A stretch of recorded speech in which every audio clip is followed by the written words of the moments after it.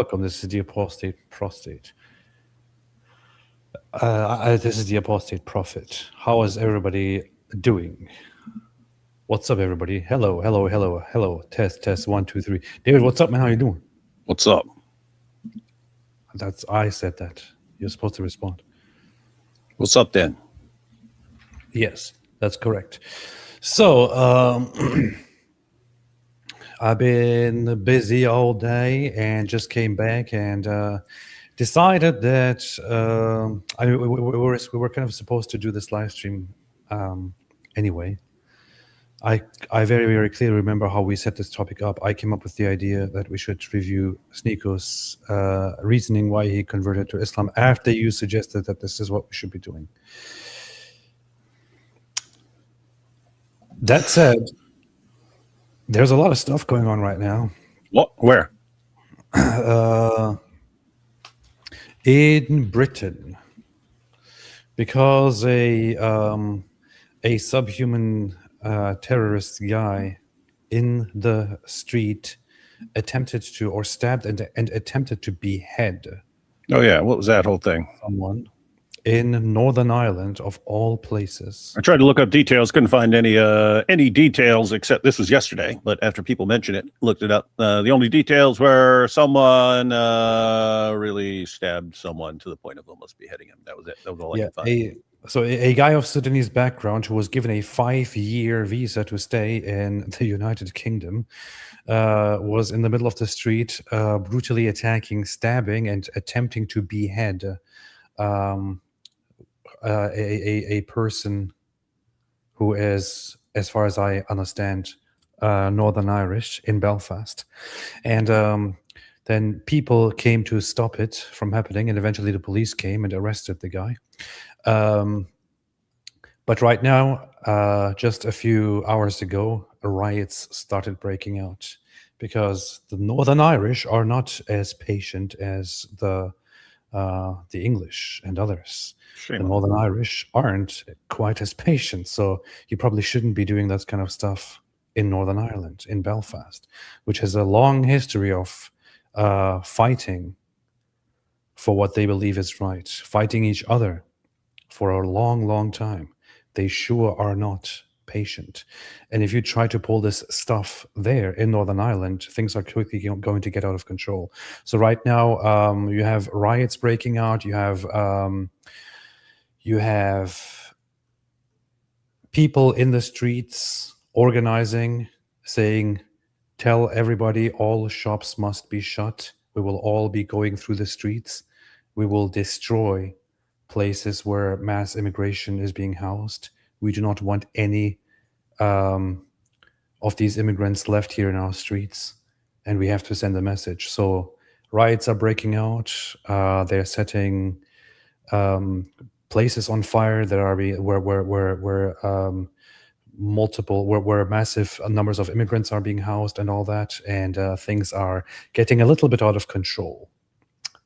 And I hope that sends a message to those in charge who think it's okay to simply host tons of rapists and murderers in the country. And it's not a nice thing that that people start going out and that people organize and start marching outside and setting things on fire. But if you do not allow people a way to express themselves, if you do not listen to people, if you do not let people speak, if you do not listen to their concerns, it looks like you don't leave them much of an option except to take extreme measures. And you certainly do not want to do that among the Northern Irish. Yeah, while you're talking, I was looking up this dude. First, it just says a man was charged with the knife attack. But then it said Sudanese. Said they initially thought he was Somali, but he turned out to be Sudanese. Which Sudan, 97% Sunni Muslim population. So always basically a 3% possibility that it'll be something else. Yeah. And the sentiment is spreading very, very heavily right now. I just was scrolling through X, going through it all, and I went with things. Restore Britain, which is the one of the major parties. Oh, you mean right now? Because 2 years later, everyone will throw that party under the bus, and then it'll be let's reclaim Great Britain or some crap like that. They probably already had that one. I'm just trying to think of one. It'll be that's not how it is. It'll be like 2 years from now. Then it'll be take back Great Britain. It'll be that's how they do it, man. Every 2 or 3 years they come up with a new party that's supposed to save Britain, and then everyone rallies around that, and then not really. There was the UKIP party that there was the Brexit party coming from the UKIP party, which led the UK out of the European Union. From them came the Reform UK party, which is currently being led by Nigel Farage. But some people of the right are being feel disappointed by that party, although they are currently the most popular party and are supposed to replace the century-long Conservative Party in charge. And Restore Britain is one of the is a camp for those who are dissatisfied with the Reform Britain or Reform UK option, and they are very, very tough. They say we do not have to coexist with savages. Do not make peace with evil. Destroy it. Call me racist all you like, but I'm not up for getting beheaded in the streets for the sake of diversity and multiculturalism. It's a small price to pay for multiculturalism. Lucy White says, my message to all third world descent migrants in Great Britain and Europe: you should start self-deporting, organize your affairs, and leave on your own accord. Our tolerance has expired. You're no longer welcome. It's only a matter of time before you will be made to leave. Pretty racist. And I see you hearted all these comments, you freaking savage. What? Imagine the levels of propaganda it took to make you more comfortable with random beheadings and gang rapes than being called a racist. And so on and so on and so forth and so forth. So lots of stuff is happening right now, and we are watching. We'll be watching. I will not put the clip on the screen because YouTube doesn't like that kind of stuff. Nope, you would get this would be age restricted pretty quickly. So we will probably talk about that further, but at this point right now, I want to talk about. I don't know anything. I mean, I reposted one thing from Zuma Historian. I don't know anything about that account, honestly. I haven't further. I'm looking. Apparently, there was some hero who fought the guy off as he was brutally murdering the other dude. Yeah. Matt McKiernan. Matt McKiernan. Nah, that sounds like an Irish name. McKiernan.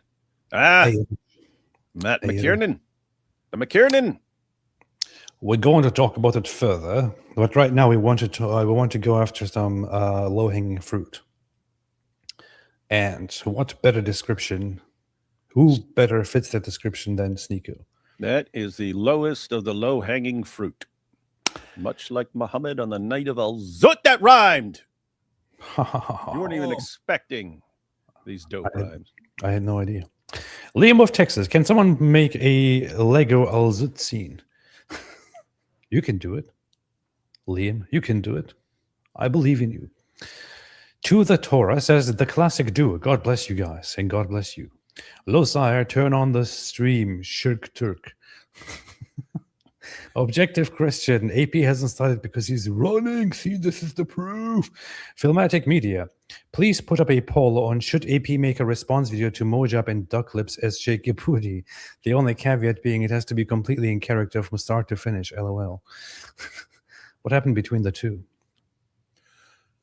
Or is it just a response to them in general? I don't know. To Mojab and Duck Lips. Yeah, I don't know. I mean, the last time I saw that, I don't know if they started criticizing each other. I don't know why they would, but yeah, last time they were on together is when they were calling Avery's wife a whore. Which ended up being in Quran Demolition Ranch Volume 2. They also mentioned me in that video, as far as I remember. Oh yeah, they mentioned you. They mentioned me. Yeah. IP fan. I just decided to ignore it at that point. So. He's running. What a weakling. Fledora, thank you for all that you guys do. Just wondering, are there any Muslim dawah or speakers that were Christians and converted to Islam? Are there any? I mean, there are some nominal Christians, some who claim that they were Christians at some point, and then converted. I don't know if there was any, if there are any of them who actually were practicing and proper knowledgeable Christians, and then converted to Islam. What do you know? I don't know. Nom name, FYI, No. David AP is the No, least there recent are. No, Muslim there are. witness. Like in the UK, that guy Nectarios. That was a guy. You can find videos of him arguing as a Muslim with the Christians there, and then later on, now he's a Christian. He goes by Nectarios, man. No, Yeah, so you have some of those guys. Jake pretends to be LOL. That's funny. All right. Let's see. Oh, you mean, I think it's a reference to them making fun of the Ummah. That's a good idea, actually. Oh, yeah. They both, yeah. So you got duck lips going, we suck, and then hijab, We suck. you make me sick, you make me sick. Yeah, you should have a shake your booty video responding to them. You suck, we suck, we should. Yes, brothers, yes, it's true. We suck bad. Just like the Prophet Muhammad sallallahu alaihi wasallam. But that's okay, because we're just being like Muhammad sallallahu alaihi wasallam. Dude, this is a Christian channel, man. What's wrong with you? Filmatic media. He did suck, man. And he does make us sick. That's true. My bad. The response video to Mojab and Ductib should be about them bad-mouthing the Ummah. Basically, Shake Your Booty would be refuting them as to their wrong. LOL. No, brothers, no. We're crushing it. That sounds like a good idea. All right. Let's have a look at these things. Hey, that dude was trained in Brazilian jiu-jitsu. Which dude? Oh, the guy who came to save the guy who was being beheaded? Oh, wait, hang on. The attacker was by now shouting, and he said, I'm going to kill him. Wallahi, he's dead. Aha, get it? He said, Wallahi. Wallahi. All right. So no one can say he's Muslim. You're not allowed to say he's Muslim, but he was saying, Wallahi, I'll kill him. Wallahi, brothers and sisters, wallahi. But we will have to wait until a motive is found. Yeah, I'm not sure what exactly happened to the victim at this point. Hey, you know what's funny? What? The guy who went and jumped on the dude, like jumped on the guy who was Wallahi, I'll kill him. Someone set up a GoFundMe, said buy this guy a pint of beer. it's got 9,000 in it now. It's got a lot of pints. That's cool. Yep. That's a good cause. That dude should have free beer for life. Free pints for life for that dude. Asylum seeker from Sudan attempted to decapitate Stephen Ogilvy, a man in his 40s, with a kitchen knife. Ogilvy survived and was hospitalized in serious condition with major injuries to his eyes, face, and back. Police said the attack was not being treated as terrorism, but the investigation is in the early stages. I'm not sure what his situation is right now. The victim's situation, he seems to be in serious condition. I heard that he is part blind or lost his hearing or something. I'm not entirely sure. There doesn't seem to be much information on what actually happened to the victim at the moment. People are brutally outraged at what they have just seen happen in their own streets. So, yeah. I mean, if he just survives that's pretty darn good, because that dude was slashing his face, eyes, and neck.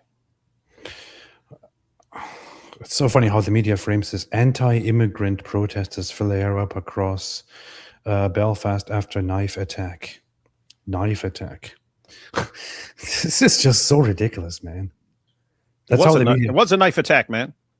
That's how Reuters puts it. Anti-immigrant protests flare up across Belfast after knife attack. Bigoted, racist, Islamophobic, anti-immigrant protests flare up as knife accidentally stabs a man. And it was an attempted beheading, not just a stabbing or a knife attack. You know, maybe they could add this little detail here. CBS News at least said brutal stabbing attack in Belfast sparks calls for anti-immigration protests in Northern Ireland. All right. I hope it does something, because the time has come for people to say, we are sick of this. We are absolutely sick with this. It's time to put an end to it. This is not normal, man. In no reasonable country would this kind of sickness be tolerated for this long. It should be done by now. Millions should be deported. Millions should be sent back, sent away. Millions should be deported. And nobody should be language policed or anything like that anymore at this point.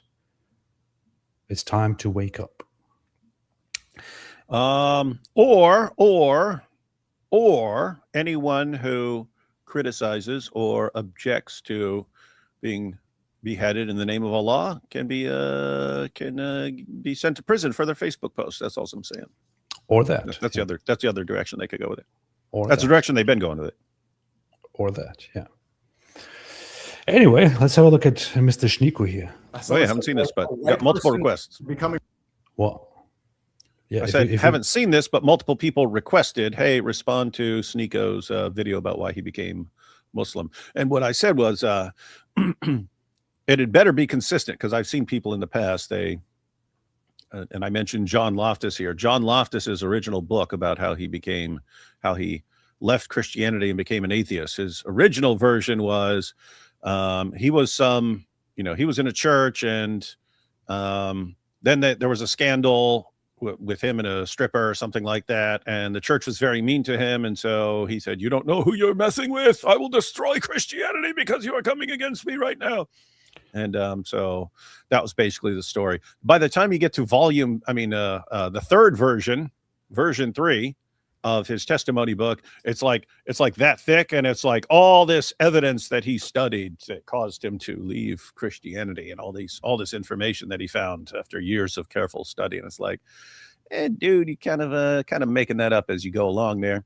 But SNEAKO, we saw, because he told us when he converted it. And then I found out that the book of the Council of Nicaea was removed from the Bible, and I was like, what's this? And so I converted to Islam. So anyway, the point is, it better not be more sophisticated than that by now. That's all I'm saying. But it will be interesting seeing what it was, because we can kind of never tell. What makes you think that Islam is true? I have no idea nowadays what makes people think Islam is true, because all the reasons that they give have all been completely destroyed. So I have zero clue what reasons they have anymore. The victim, I just want to put this out here.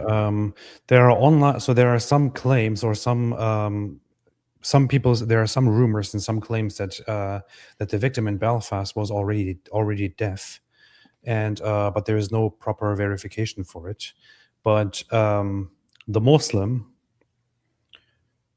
slashed his eyes, and according to reports, tried to gouge his eyes out and damage them. So we're going to see what happened to him in the end, and how he will get out of the hospital. But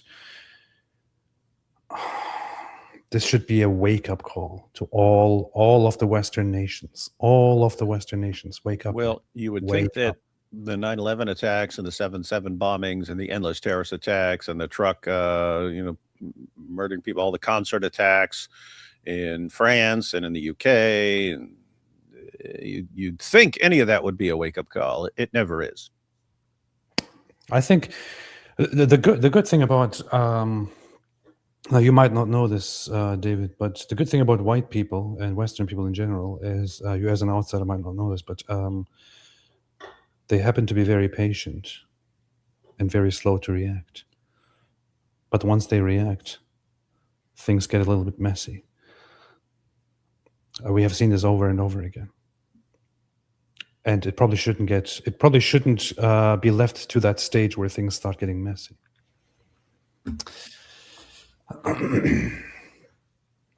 Anyway, Belfast victim is deaf. Attacker took his eyes. Bill Warfield gifted 1 Apostate Prophet membership. Thank you so much. Thank you. Ezra Gregory, it's hard to feel bad for these refugees when they attack people in the streets like this. Yeah, you shouldn't feel bad for them. GV David, you must debate everyone on every given topic now. Debate me as to which is the best root beer for floats, AW or mug. Why are you running, David? The best root beer. Oh, you mean particular root beer? Yeah, I wouldn't know. I haven't had one of those since I was a kid. Hey, although for those of you who I mentioned this a couple years ago or something like that, but Nabil actually thought he invented the root beer float. It was funny. He had a bowl of vanilla ice cream and a mug of root beer, and he took a bite of ice cream and then took a drink of the root beer, and he goes, and then he put it, and then he started bragging about how he invented this awesome thing, and we had to break it to him that nope, that had been around for a long time. It'd be like a dude like spreading some peanut butter on some sandwich and then spills some jelly on there. He's like, oh, this is good. Hey, I just invented peanut butter and jelly sandwich. Nice. Anyway, let's watch SNEAKO. Muslim is submitting to brown people. Someone said, wait, a white person becoming Muslim is submitting to brown people? Submission to brown people. But here's the funny thing. Do you know who's Muhammad's actually white. submitting to brown people? Christians. Literally. Don't get offended when I say this, but they say, no, I don't want, Muslim is the brown religion. They say that. This is the brown religion. Islam true? This whole conversation is just so weird to me. What are we watching, man? This whole conversation is so weird. This started off, I thought it was going to be, hey, SNEAKO, why did you convert to Islam? Oh, well, I'll tell you. And I thought we were going to get an explanation. Like, what? No, Christianity is you submitting to brown people. As a brown person. Brown Jews. So submit. Matter of fact, I will put up the sources on the screen that shows that Muhammad was white. He was super white. His armpits were white. His legs were white. Body part by body part, he was white. And even the Zutno, every little part was white. They all know it. We all know about how white he was. But you Christians are the ones who submit to a brown person. That's why I converted to Islam, because I want to submit to a white person. I don't even understand why is SNEAKO being subjected to this, considering that SNEAKO himself is brown. I don't even get it. But anyway. Yeah, but he kind of rolls with a lot of white supremacists, man. That sounds like an identity crisis. Christian, I want to know your perspective. But yeah, Christianity, anybody who said, obviously this doesn't represent all Christians. It's this faction online that doesn't, they just keep on coping, and it's sad. The real submission of brown people is Christianity, because Jesus is a brown to olive skinned man. Muslims don't worship and don't. Browned olive skinned. Browned olive He's skinned? browned olive skinned. Browned Did he say olive. browned? Did he say browned? He did say browned. Hang on, I was go kind of back. expecting him to say browned olive skinned. Christianity, because Jesus is a brown to olive skinned man. Muslims Browned olive Browned. skinned. don't worship and don't submit to a skin color. The reason Islam is the truth, to answer the TTS, is because there's only one creator. Jesus did not exist when God created Jesus. Cut out the middleman. You don't pray to anybody else except God. That's why I'm and Muhammad. What a conversation. SNEAKO, you literally say, peace be upon you, O prophet, every time you're praying, which is basically every time someone's recording you pray. In order to become a Muslim, you must not just testify that there is only one God and that is Allah. You must also testify that Muhammad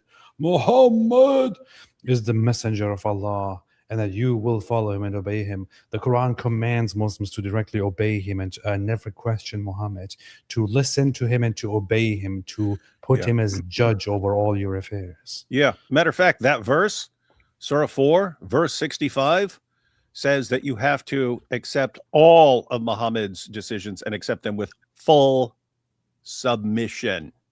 You can only, SNEAKO, you can only submit to your imaginary creator Allah by submitting to Muhammad. Boom, right there. What's it say right there?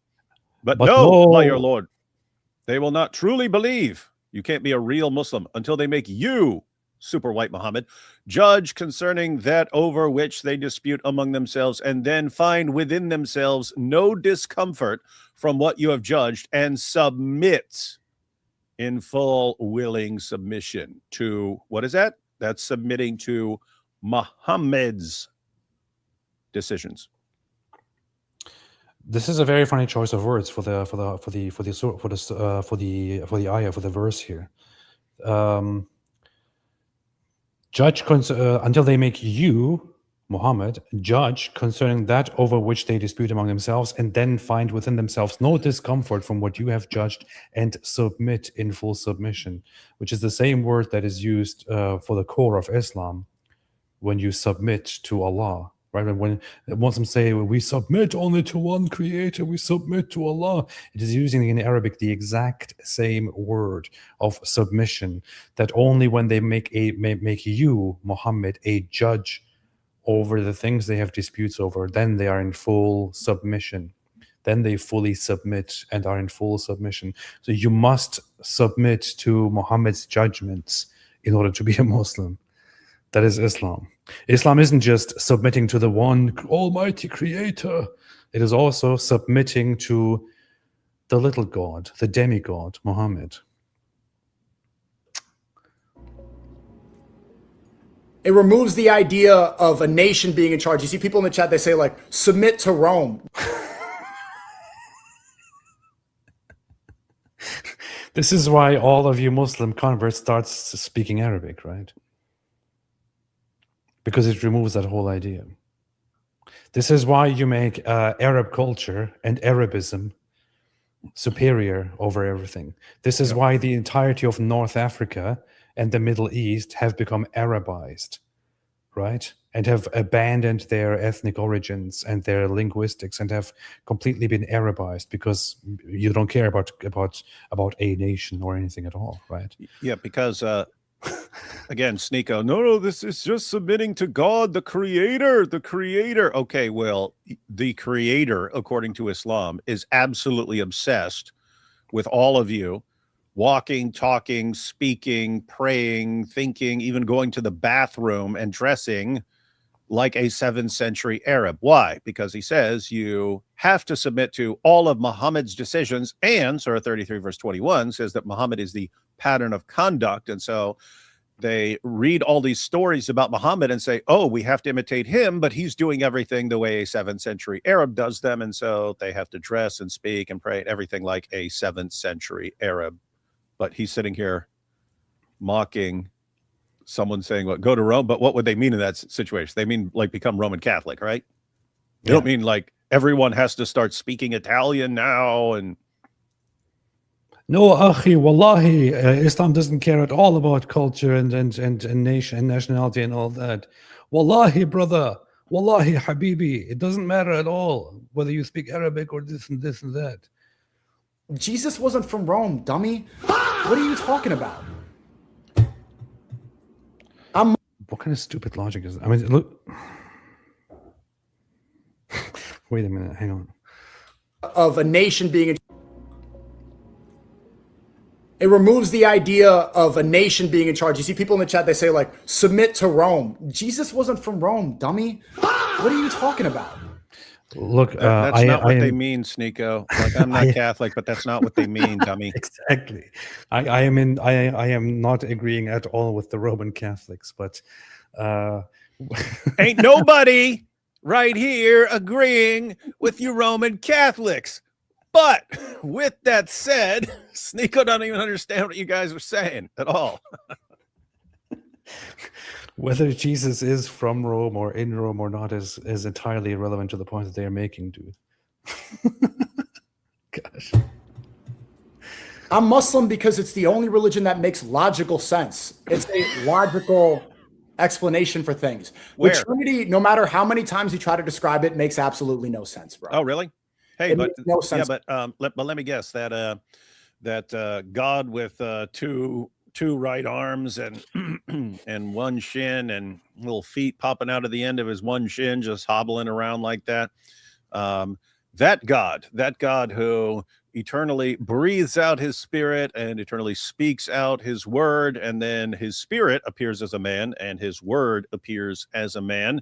And then not only that, but the word that he speaks out, the Quran, actually is not just a pale man who appears at the judgment, but he also appears as individual flocks of birds for each chapter of the Quran. Each chapter of the Quran appears as a flock of birds that intercede with you the same way that Allat, Al-Uzza, and Manat were believed to intercede by the pagans. So the pagans believe that Allah is the supreme God, but they believe that Allat, Al-Uzza, and Manat were these intercessors. They could take your prayers up to Allah. So you had these bird goddesses who were your intercessors. Muhammad says, no, that's pagan, that's pagan, after he revealed it, saying, yes, they can intercede for you. That's the satanic verses.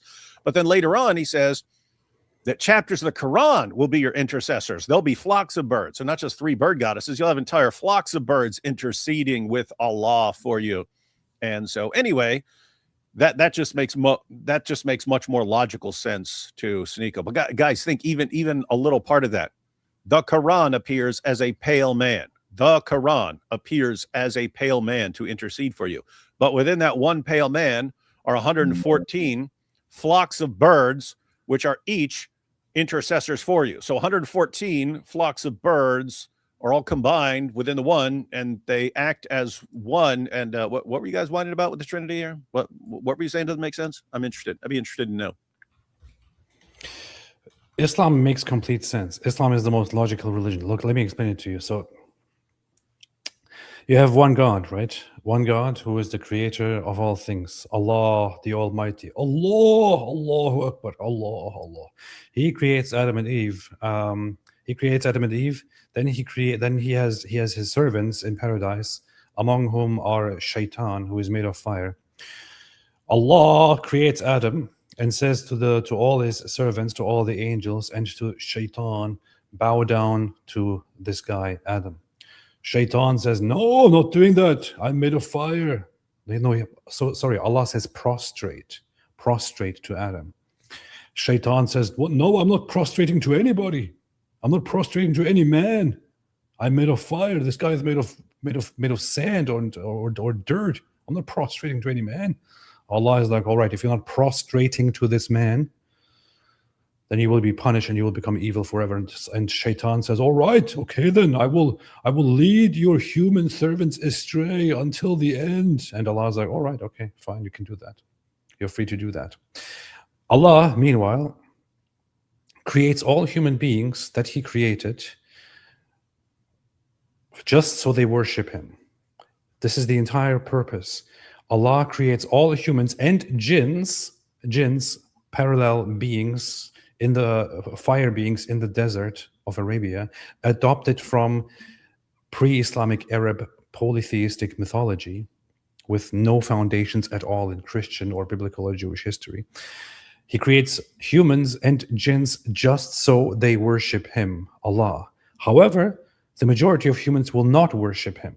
So despite the fact that he created humans just so they worship him, Allah will end up throwing most of the humans that he created just so they worship him into a fire where he will torture them forever. And why will he torture them forever? Because they did not believe in him. Why did they not believe in him? Because it is Allah himself who, before he created everybody, decided whether they believe in him or not.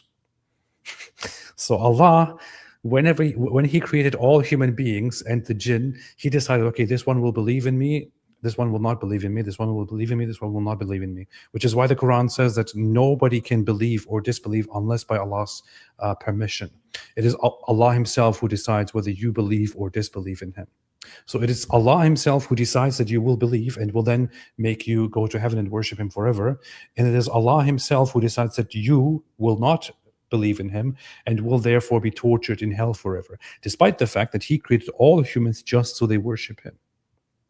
And some just so they fail to worship him and are brutally punished and tortured in hell forever. This message was, of course, preached in the Torah, but then that message got lost. It got corrupted by the Jews. Actually, that's not entirely clear what exactly happened there. Then Allah sent Jesus, the Messiah, to bring the beautiful message, confirming what came before him and affirming the truth of Allah, the gospel, to everybody. But Jesus immediately failed during his own lifetime. The great Messiah, the Savior that Allah sent, failed immediately. Nobody really knows what he actually taught. And then, despite his giant failure, 600 years later, in some desert, despite the fact that the prophets always came from among the Israelites, some Arab guy appeared in Arabia and said, hey, I came here to correct Allah's message. 600 years later, I came here to correct Allah's message. Jesus was never killed, by the way. He was never crucified. And here are all these things were totally, totally confirmed in the Gospel and the Torah, although you will never find them in the Gospel and the Torah. Now let me preach you about all these things. This is how much sense Islam makes. Hey, it's logical religion. You want to know what's funny? What?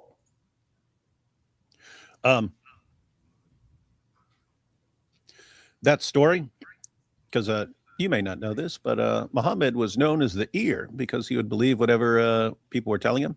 You did have some stories circulating about this, but as usual, they don't make sense in Islam. They don't make sense in Islam. I can think of 2 hadiths which talk about Adam being created in the image of God, and Muslims try to downplay them because they don't understand that it doesn't fit. It doesn't fit with what Islam teaches. But you do find this story about God commanding the angels to bow down to Adam, but it's because he's the image of God. He's something even greater than the angels. He's the image of God.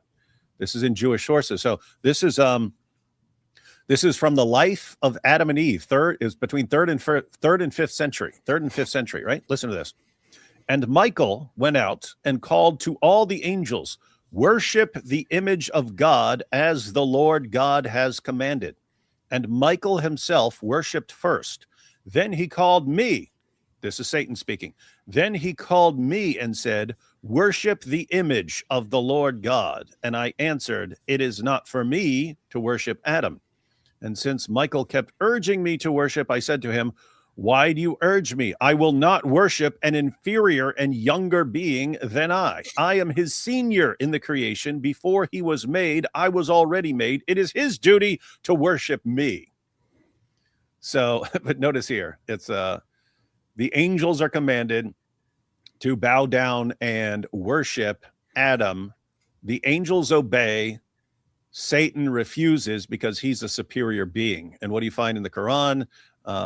Satan, all the angels are ordered to bow down. Satan, even though they say he's a jinn, is somehow required to bow down as well. And Satan says, no, he's made from clay. I'm made from fire. I'm higher than him. I'm better than him. Yet another story stolen from apocryphal sources. In other words, they're not sources that we take as authentic. We don't believe this actually happened, but it's clear where the story is coming from. But when Muhammad takes the story, it doesn't make sense because he's leaving out why the angels were told to bow down to Adam. This is God has created his image, and he orders even angels to bow down to this image. Satan says, no, he's younger than me and I'm superior to him. So it should be the other way around. And then Satan, of course, becomes enraged. Nice. No, he gets kicked out of heaven because of this. Nice. As he should be. Isn't that interesting? I know it is. I mean, it looks like it's just one of those many instances where Muhammad simply copied things from people before him. Has anyone pointed this out? Like, because no. I'll have to check with Defending a Lion. He goes through all the Talmud and sources like that to see if it's elsewhere. But no, it was completely disconnected. Someone was talking about the life of Adam and Eve, and I was listening to it. Yeah, and Satan was told to bow down and worship the image of God. I was reading about the image of God, and this is one of the sources on the image of God and stuff. And but I was like, oh my goodness, that's where he got that. But I don't know that's where he got it because that story might have been in like 10 sources for all I know. So I'll have to check on that. But you should make a video once I check, that'd be a nice little video that proves yet again that Muhammad was in fact the ear. You should make a video about that, man. And so I shall. I know when I talk about the whole predestination and absurdity part, although I think it is significantly more absurd in Islam than anywhere else I have heard, some people like to bring up Calvinism. And so some people were joking that I'm destroying Calvinism or something like that. AP is wrecking Calvinism. And I wouldn't ever claim to do such a thing. I will. We're wrecking Calvinism. No, here's the thing. If you bring up a criticism against Islam, and it would also apply to someone else, it's up to the defenders of that position to show, hey, they've got a response to it. Precisely. I mean, I'm not going to say, oh no, I don't at all mean Calvinism. I would never. No, I'm just. Calvinists are big boys. They can defend themselves. They have some super smart people on their side. I cannot talk to Calvinism because I don't. I mean, I have been studying quite a bit of it and have been trying to understand the whole predetermination aspect of it more, and it seems absurd to me at this point. However, I would not sit here and try to debunk Calvinism or anything like that. So take that as ye wish. Hey guys. Hey, you got Cyril Lucaris, an ecumenical patriarch, was Calvinist. Suck on that. Oh, you see. Yeah, in your face. I know about that, actually. Hey guys, I got a new black dog. I named him Prophet Muhammad. Treats be upon him. Momo for short. God bless you guys. That's very, very nice. Momo's a good name for a black dog. Greetings to Momo. Catholic s'mores. They had root beer during your childhood. Nice. Bo Rudder, I don't even understand why people like that stuff. It tastes disgusting. It tastes like medicine mixed with Coca-Cola, mixed with some sugar, mixed with... Have you ever had a root beer float, man? Mixed with detergent, mixed with some other things. It's disgusting. Fermented cat urine. Yeah. Brown to olive-skinned man. Stephen White, I attached a video to the post. Is that SNEAKO at 609? It'll make a good laugh if it is. I cannot see it. I cannot follow it closely. I personally know at least 5 people from middle-class India who had such terrible experiences in UK that they prefer India over UK. Pray for Europe. I know. I've talked to others who have said, I came here to the West because I thought it's going to be a better place than these Muslim countries. And now I kind of want to go back. Honey Tea, YouTube is messing with the channel, buffering every 2 seconds. YouTube does messed up things, but thank you so much for your super chat. I appreciate that. I would recommend reloading and stuff. Oh yeah, are other people complaining about that? If not, it's probably that person's computer. I mean, like that person's connection. I haven't seen others complaining, but I see lots of weird stuff going on with YouTube recently. I don't know. Anyway, let's continue. I shall continue with super chats in a little while. That they're the Father is the Son, but they're co-equal. But the Father made the Son. But describe it. Did he just say the Father is the Son? Did he just say that? It makes no sense at all. Well, yeah, especially if you don't get it, especially if you don't even define it correctly. Wait, let him explain it, man. It makes no sense at all. That they're the Father is the Son, but they're co-equal. But the Father made the Son, but they're the same. It doesn't. There's. David, does that sound accurate? No. Why? Well, the main reason is SNEAKO is apparently, after years now of interacting with people, still a complete moron. No one is saying the Father is the Son. I mean, you could have done a little bit of. Well, I guess you would have some people who are regarded as heretical who claim that the Father is the Son. So he took this basic idea and completely misrepresented it because he just doesn't get it. So, why do you talk about things you don't understand? Why do you talk about very, very simple things that you just do not understand, that you just don't know about? It's not even a complicated topic, right? You can just, if you want to have an opinion on it and want to share your opinion on it, at least bother sitting down for 5 minutes and reading on it. This is not in line with what SNEAKO just said, for example. So it is the Father is, what happened to my buttons just now? Wait a minute. It is the Father is God, the Son is God, the Father is not the Son, and so on. He doesn't know what he's talking about. It's just co-equal, but the Father made the Son, but they're the same. It doesn't, it's just cope to try to admit. No offense, I'm not trying to be disrespectful. A lot of Christians will even admit it too, that it just doesn't make any sense logically. The only Christians that I've ever heard who said it doesn't make any sense are people who say they were raised Christians, or they were at some point, probably they were at some point raised as a Christian or went to some Christian school or something, but then ended up not believing in it and are now online atheists or converts or something. I've never heard a single No, Christian say, or he could be thinking of a Christian who would say, okay, it's beyond our things about God are beyond our human comprehension. So actually getting your mind around, which is weird because these are the guys who say, oh, but in Islam, things are so simple. No, I mean, God Logic's recent interaction with Ali Dawah, he was keeping it simple. He's like, okay, so is Allah a spirit or is he physical? Ali Dawah would not answer. He said, we don't know. It's like, what the heck? You don't know if he's spirit or physical? And so it's stuff like that they won't even say, because, and all Ali Dawah kept saying is, there's nothing like him. There's nothing like him. There's nothing like him. And God Logic's actually slowing things down and go, okay, I exist, Allah exists. So are we alike in that we both exist? And so Ali Dawah would reluctantly agree to that. But the point is, hey, SNEAKO, all this, oh, Allah's really simple to understand. One, if you ever are told about a God who's super easy to understand and fits really well inside your brain, that is a complete pagan deity, right? And the fact that you would want something like that, like something obviously made up by humans so that human beings can understand him, that would already be a pagan religion if that's the goal of your religion. But apart from that, when you actually look at what Islam teaches about Allah, it makes no sense, buddy. It makes no sense.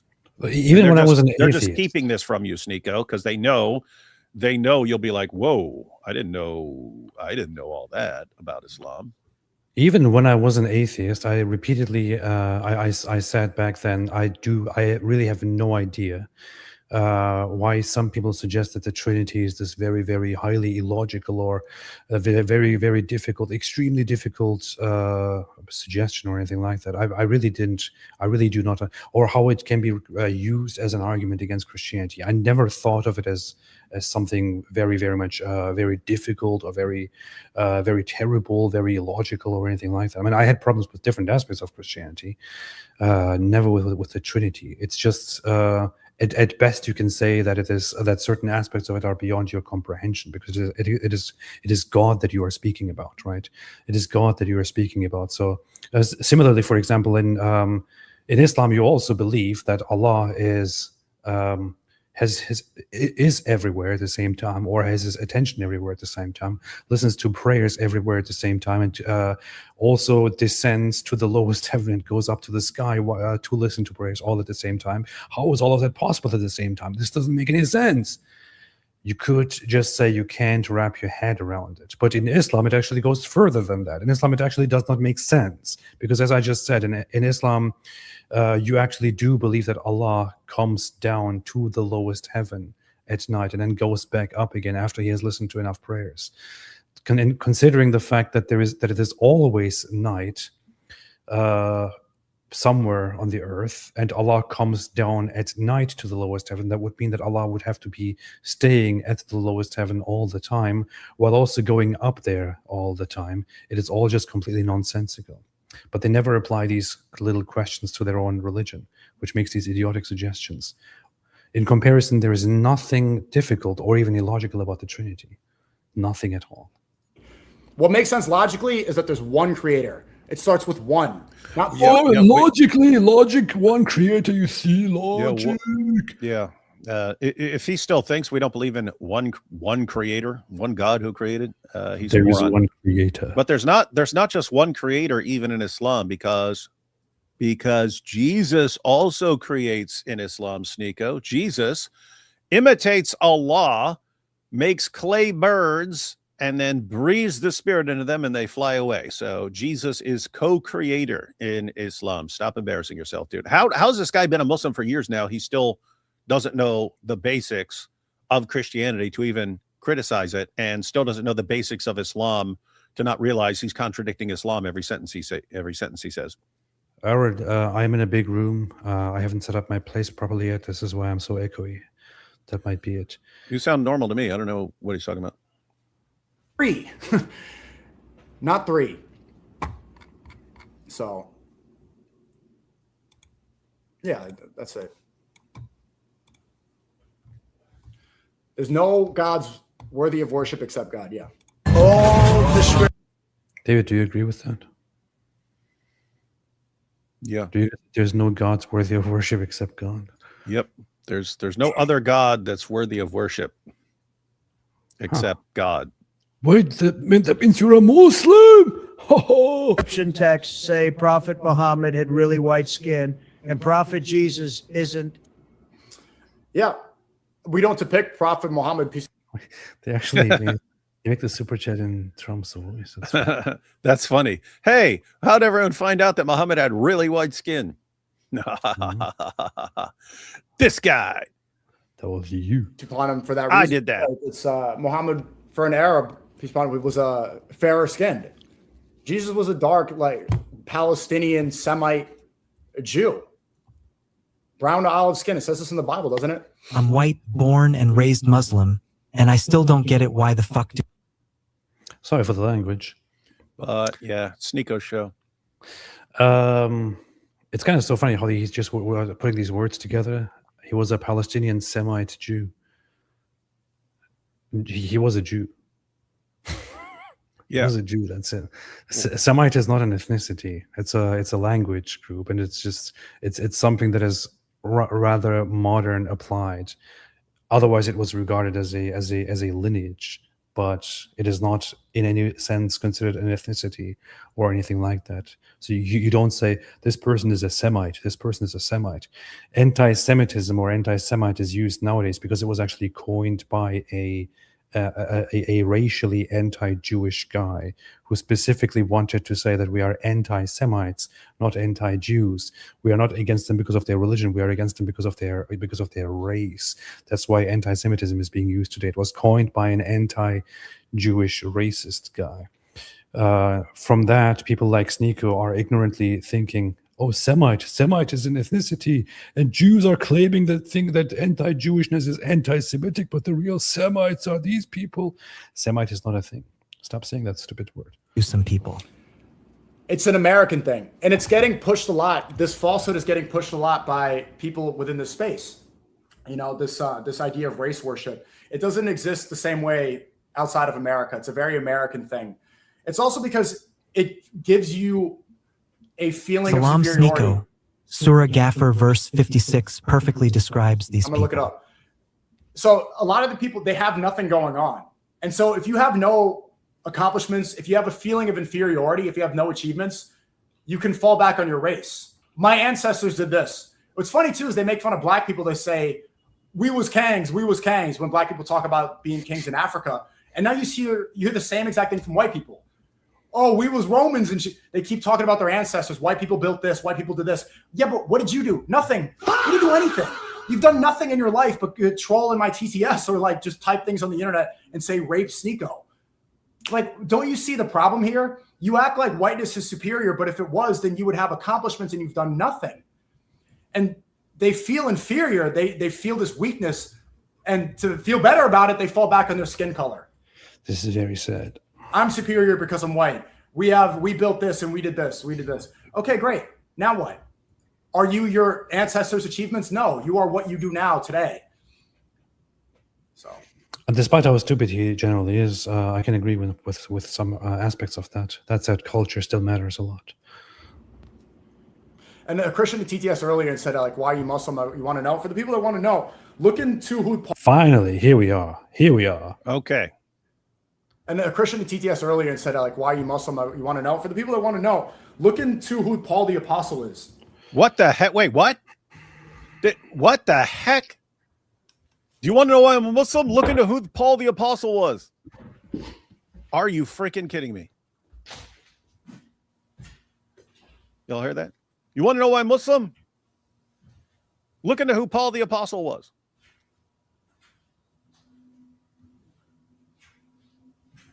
Hey guys, why are you a Muslim? Well, check out Paul the Apostle. If you check out Paul the Apostle, by golly, you'll say, aha, this is the proof that Muhammad was a true prophet and that I have to listen to him. What an idiot, man.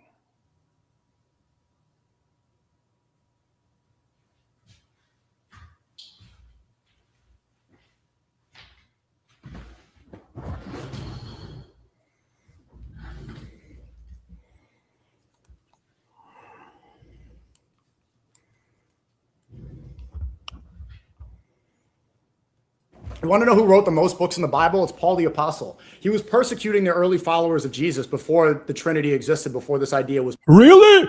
What? What? Why did nobody tell me this? pushed by the church hundreds of years after Jesus was alive. Wait, what? Wait. What the heck did he say? Go back. Wait. Hundreds of years. Who was he talking about? Hang on. You want to know? Look into who Paul the Apostle is. Okay. You want to know who wrote? You want to know from the Bible? It's Paul the Apostle. He was persecuting the early followers of Jesus before the Trinity existed, before this idea was pushed by the church hundreds of years after Jesus was alive or was walking on this earth. Hang on. Was pushed by the church. Early followers of Jesus before the Trinity existed, before this idea was pushed by the church hundreds of years after Jesus was alive or was walking on this earth. So I'm not entirely sure how he jumps from one idea to the other idea. Look who the Apostle Paul was. He wrote the majority of the books in the New Testament. Okay, fine. What in the name of common sense does that have to do with? You want to know why I converted to Islam? Check out the Apostle Paul. He started off persecuting the church. Yeah. What does it have to do with the Trinity, which was allegedly pushed by the church hundreds of years after Jesus? The Trinity was not pushed by the church. That never happened. This is such a stupid misunderstanding that anybody who has looked into Christianity a little bit should not spread. It's nonsense. It is stupid nonsense. The only thing that did happen was that hundreds of years later, the church solidified and laid out that this is what we believe in order to counter heretical movements that did not believe what Christians already believed. And that is when the doctrine of the Trinity became a central core, laid out, dogmatic, written thing. It was all people always believed in the Trinity. People always believed in the Father and the Son and the Holy Spirit. People always believed that Jesus existed with the Father before humans, that there is only one God in the Father and the Son and the Holy Spirit. They believed these things in the 1st century, in the 2nd century, in the 3rd century. It might have been later laid out to tackle heresies, but that doesn't mean it was only then invented or pushed. That's complete nonsense. That is complete nonsense, man. You can read the earliest texts. You can read the Bible itself, which already makes it very, very clear. But you can also read 1st century writings. You can read the writings of Saint Ignatius of Antioch, who very, very clearly says that there is only one God in the Father and the Son and the Holy Spirit. This wasn't pushed later on. This is complete nonsense. Paul the Apostle was killing early Jesus followers, and on the road to Damascus, Really? he was hit with a light and a sound. Boom! Oh my God! Boom! No, I'm no longer going to kill Jesus Why the followers. F do some PPL act like they're God gift to earth just because they got less melanin? Because they have nothing else in their life. They do nothing else, and they're afraid of doing anything. And so now they feel like they've done something without doing anything. And Paul gets this hit with this light and the sound, and he realizes, no, I'm no longer going to kill Jesus followers. I'm going to adopt Christianity and spread the church message around the world. This is who wrote the most books in the Bible. This is the #1 contributor in the Bible, in the New Testament. And he was a Jew killing early Jesus followers. You want to know what? He never even met Jesus. Why is this guy the authority on Christianity? Why did he write? David. Yep. Wait, hang on. Most of the Christian religion without ever meeting Jesus. If you want to follow Jesus, you say Jesus is king. I believe, yeah, Jesus should be followed. We need to listen to his teachings. David, did the followers of Jesus, whom he himself appointed as disciples and apostles, whom he gave his mission, did they follow Paul? Did they agree with Paul? They definitely agreed with him. By the way, the Apostle Paul said he did meet Jesus. That's 1 Corinthians 9. If you go to the first 2 chapters of Galatians, Paul explained things. Paul got his vision, whatever experience it was, on the road to Damascus. So SNEAKO got that part right. He received revelations. But the Apostle Paul also believes that Satan can masquerade as an angel of light. So Paul's actually very careful. So eventually he goes up to meet with the apostles themselves. in Jerusalem. And he says, and I laid out the gospel that I'd been preaching among the Gentiles for fear that I had been running in vain. In other words, he was ready to go up to Jerusalem. And if they said, what are you talking about, dude? That's not the gospel. Where are you getting your revelations? He was ready to hang it up and say, I've been misled. Said, instead, nope. The apostles agreed with him. So wait a minute. You're saying that the Apostle Paul actually ran everything by the apostles whom Jesus himself appointed? Yep. And they approved of it? Mm-hmm. Huh. And what's amazing there is, so you've got Paul, who receives revelations about Jesus, and he goes up and tests them. Why? Because he's actually in a really good spot to go check with eyewitnesses and so on. He's in a position to test his revelations to make sure they're actually true. Muhammad comes out of a cave. I got revelations. And then he eventually starts getting revelations about Jesus. But he's around a revelation. He's around a bunch of pagan polytheists. And it's amazing because all his revelations seem to be stolen from 3rd, 4th, 5th century Gnostic and apocryphal sources. And they start making fun of him, calling him the ear. And so SNEAKO's like, hey, that Apostle Paul guy, that guy who started off by attacking Christians because he definitely wasn't on the same page with them, that guy, after getting a vision and getting revelations and testing those revelations by conferring with Jesus' apostles, he got the stamp of approval from Jesus' original apostles saying, yep, this guy has true revelations. And he goes out and preaches. What kind of idiot's going to listen to that guy? You should instead listen to the Arab, the 7th century Arabian caravan robber, who ended up ordering his followers to violently subjugate followers of Jesus. This is idiotic, man. This is like freaking Dawa, guys. This is what we're up against here. This level of stupid. And the thing is, SNEAKO's talking to a bunch of other people who are even stupider than he is. And they're like, oh, well, great point. Oh, yeah, can't trust Paul. Oh, yeah. The thing is also, I think people like SNEAKO, they don't really understand what they're saying. And he's ignorant and kind of dumb. You think? It's not an excuse, though. But, he suggests, or he says something like, and, Paul, the Apostle Paul is the one who wrote most of the Bible. Why is he an authority? It sounds to me as if they're imagining a situation, because he himself has never actually read the works. He himself has actually never read the New Testament.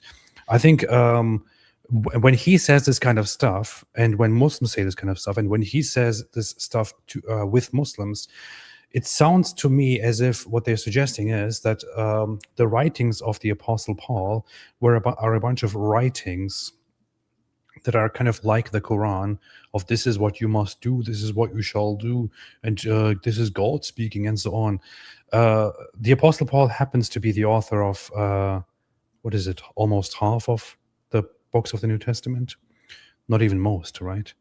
And he happens to be the author of those writings, not because he sat down and wrote this thing that he then declared to be the Bible. It is because he wrote letters full of doctrine, full of belief, full of the gospel to Christians, which Christians read and memorized and then canonized as part of the Bible. It's not that he was like, okay, I'm going to write this thing called the New Testament. These will be the texts of the New Testament. That's not how it happened, man. The whole idea there is completely misleading that these guys are, presenting. It's completely misleading. Secondly, he says that Paul had some vision and he saw some light, and then he decided that he no longer wants to persecute the Christians. That's also not what happened according to the text. It is Jesus himself who came and spoke to Paul, according to the text. So if you want to go by the story of the text, at least represent it correctly. Then you have the Apostle Paul going and presenting the gospel to the apostles of Jesus himself, who then approve of it and who acknowledge that he saw Jesus, that he has the gospel of Jesus, which he's spreading, that he is an apostle now. If he wants to say, oh, Paul never actually saw anything of significance and he never met Jesus, and wants to base that on his rejection of believing that Paul actually saw Jesus, then I wonder why he believes in Islam, when Islam relies on the idea that Muhammad saw the angel Gabriel in a cave. He should be applying that same skepticism to Islam and thereby doubting that Muhammad ever communicated with Allah or with his angels. Why doesn't he do that? It's because he's not consistent. Christianity, most of the religion is not Jesus's teachings. Yes, they are. We have the Gospels, which are very, very, very clear on what Jesus said and taught. And the New Testament is full of the Gospels and full of practice and explanation and expansion of what Jesus himself said and taught. We have it all with us. Jesus didn't do the sign of the cross and didn't outline the prayers that is followed in the. Well, the Bible doesn't say make the sign of. Wait, oh gosh. The Apostle Paul said you have to make the sign of the cross. He invented that, you see. And by the way, what in the blue hell does this have to do with the question? SNEAKO, why are you Muslim? Why are you following Muhammad? Well, the Paul, I mean, God, my goodness, the Apostle Paul, oh my God, the Trinity, I mean, the Paul, I mean, he wrote all these books. I mean, starting off the Christian persecutor, I mean, Paul. I could agree with every idiotic word you've said so far. What does that have to do with why you follow Muhammad, man? And I have to say, here's what he doesn't get. SNEAKO. Paul is roughly 487 billion times more reliable than Muhammad. And I made an entire video of this. I went 25 different, I thought of 25 different ways you could compare Paul and Muhammad. And so this in terms of like morality, in terms of like miracles, all kinds of things, their intellectual abilities, knowing the relevant languages for being able to examine the teachings of Jesus and so on. Paul was more reliable than Muhammad in all 25 ways. Every single way I could compare them, Paul was more reliable. You put all that together, he is massively, like insanely more reliable than Muhammad. And you're saying, well, I can't trust Paul, therefore, let me trust the guy who's 487 billion times less reliable than him. That makes sense, SNEAKO. If you're extremely stupid, which you are. This is a perfect example. I mean, To listen to his teachings. Christianity, most of the religion is not Jesus's teachings. Jesus didn't do the sign of the cross and didn't. what does the sign of the cross have to do with any of this? He This just, is a great seems like example he's a of little how- familiar with Catholicism from growing up, and then he just reacts to that all the time. Well, the Orthodox also do the sign of the cross, but it's like it shows his ignorance here of like, oh, but in Christianity they do the sign of the cross. and what Therefore, does it do Islam. with Jesus. Jesus didn't do the sign of the cross, therefore Islam. The church, the Catholic Church, the Orthodox Church, and others that also do the sign of the cross acknowledge that it is not a practice that literally, physically is commanded or started in the New Testament. It is a practice that started very early on.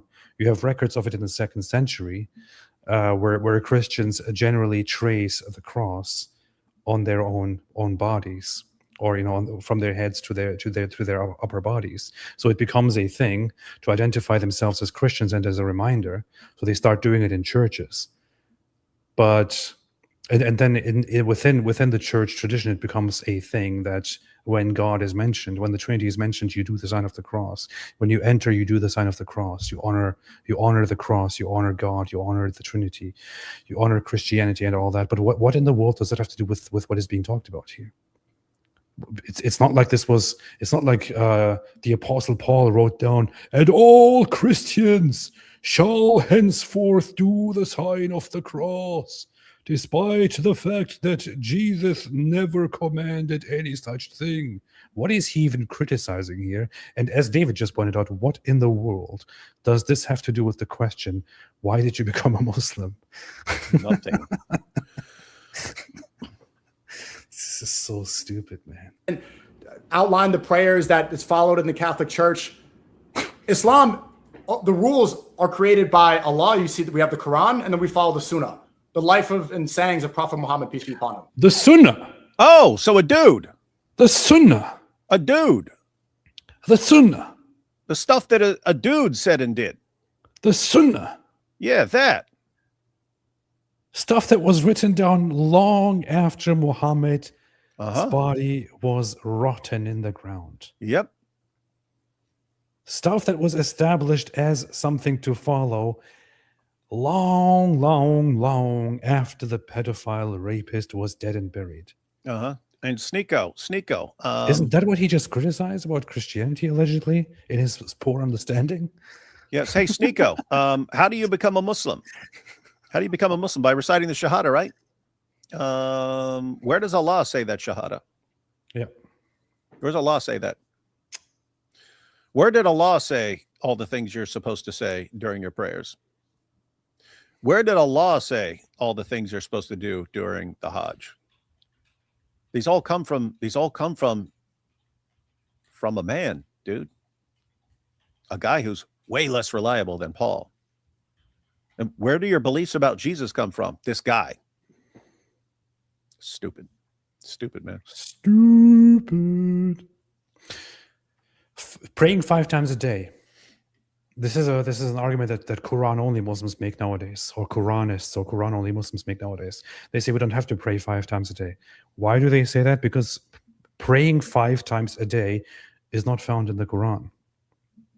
It is something that is later on found in reports of Muhammad, written down long after the death of Muhammad, or preserved and then collected and authenticated long after the death of Muhammad. Rules and traditions established by humans long after the death of Muhammad. And it's so ridiculous, man. It is so freaking ridiculous. When it comes to Christianity, and you want to acknowledge the sources, you have multiple people every single time witnessing the revelation. You have people witnessing the miracles. You have hundreds of people witnessing Jesus throughout his life, his death, his crucifixion, his resurrection, which even Bart Ehrman and others acknowledge. You have people witnessing all this stuff. You have people witnessing the miracles. You have people witnessing things. And then those people who witnessed it delivering to us further what Jesus said and Jesus taught. When it comes to Islam, you have nothing, man, nothing. You have this 7th century desert dweller lunatic who almost wanted to unalive himself, allegedly receiving revelations through an angel who wanted to choke him in the desert, in the cave. They choked me in the desert. And you have no witnesses at all to the miraculous nature of this. You have no witnesses to anything at all. You just trust that guy. And on top of that, centuries after that guy dies, a horrible death, you have humans come in and say things about him and then make rules, and that is the religion that you follow. You're not even aware of this. You don't have any standards. You think that Christianity is the very same thing that Islam actually is, because you're stupid and ignorant. Very, very bad. David, stop calling him stupid, man. Why are you so mean to people? The way he prayed, the way he acted, it goes right to the source, the prophet. The majority of Christianity is not following Jesus at all. It's Paul, this Jew who was killing early followers of Jesus. When you make that connection and you realize that, wait, I'm supposed to be worshiping Jesus. I want to follow Jesus. I want to listen to his teachings. Then why do I need this guy? He's not even a prophet. Why is this guy even an authority? Why don't... Good question. Why? Look at the Quran. He's an apostle, dummy. The Quran itself acknowledges that Jesus had disciples.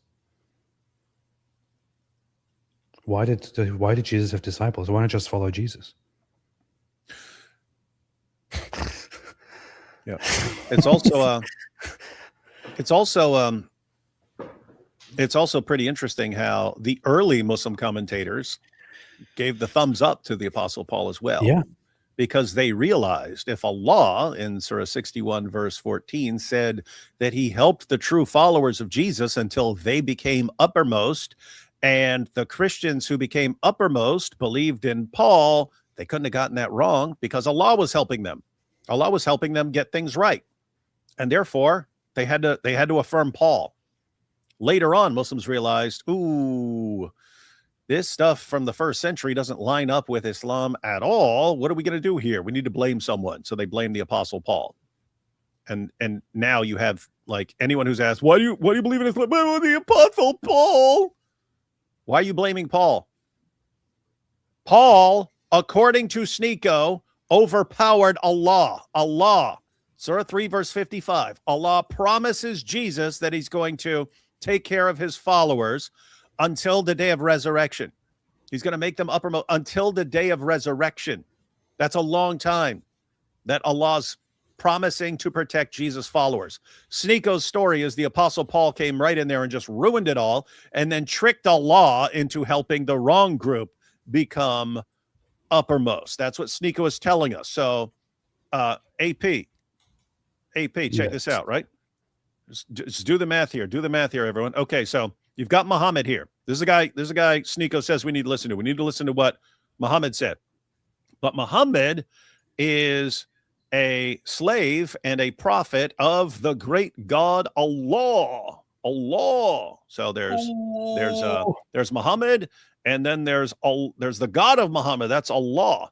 But according to SNEAKO, Allah was completely overpowered and crushed by the Apostle Paul, who completely thwarted Allah's plan, just smacked Allah around like a total rag doll. But the Apostle Paul called himself a mere bondservant of the Lord Jesus Christ. Okay, so you got Muhammad, his God is Allah. His God was completely overpowered and wrecked by the Apostle Paul, and the Apostle Paul is a mere bondservant of the risen Lord Jesus Christ via the transitive property. Who should we be listening to, SNEAKO? The guy at the very bottom, Muhammad? And I don't just mean like in the Zut sense he's at the bottom. I mean, he's at the bottom of this. Like, why would we be listening to that guy who preached this God who completely got crushed by the Apostle Paul, who's a mere bondservant of the Lord Jesus Christ? Why wouldn't you go with the Lord Jesus Christ and not the least reliable person on the spectrum there? Stupid. If you ask SNEAKO whether he's a Sunni Muslim or a Shia Muslim, he will say that he's a Sunni Muslim. Why is he a Sunni Muslim? Why not just follow Muhammad? Sunni Muslims are a branch that are contrary to the Shia Muslims. They established themselves as a branch according to a certain tradition of succession and of reports of things that Muhammad said and did, and that you should do and should not do. A preservation of the Quran and a version of the Quran that you should read, a lineage of people that you should follow versus a lineage of people that you should not acknowledge or not follow. Why is he a Sunni Muslim? Why isn't he just a Mohammedan? Why doesn't he just follow Muhammad? In Sunni Islam, you should be following Islamic scholars who have established theological schools and jurisprudential schools. Why would you follow any of those things? Why not just follow Muhammad? Why do you not just follow Allah, considering that Muhammad is just the messenger, the prophet of Allah? He's only the messenger. Why do you follow the messenger instead of just following Allah? He just said it right here. He follows the Sunnah, the teachings, the practices of Muhammad, the messenger. He's called the messenger. He brings the message of Allah that you are supposed to follow. Why is he not just following the message that is being brought, but instead following the messenger, Muhammad, according to traditions that were written about him hundreds of years after Muhammad died? Rules made by his followers hundreds of years after Muhammad died. Why is he doing all of this? And it is actually bad in the sense that it should be bad from his perspective in Islam. It is not bad in Christianity at all. In Christianity starts this way, that Jesus comes and he specifically, very specifically and deliberately has or chooses disciples and apostles that he gives the message to, and they then write everything down and spread it everywhere.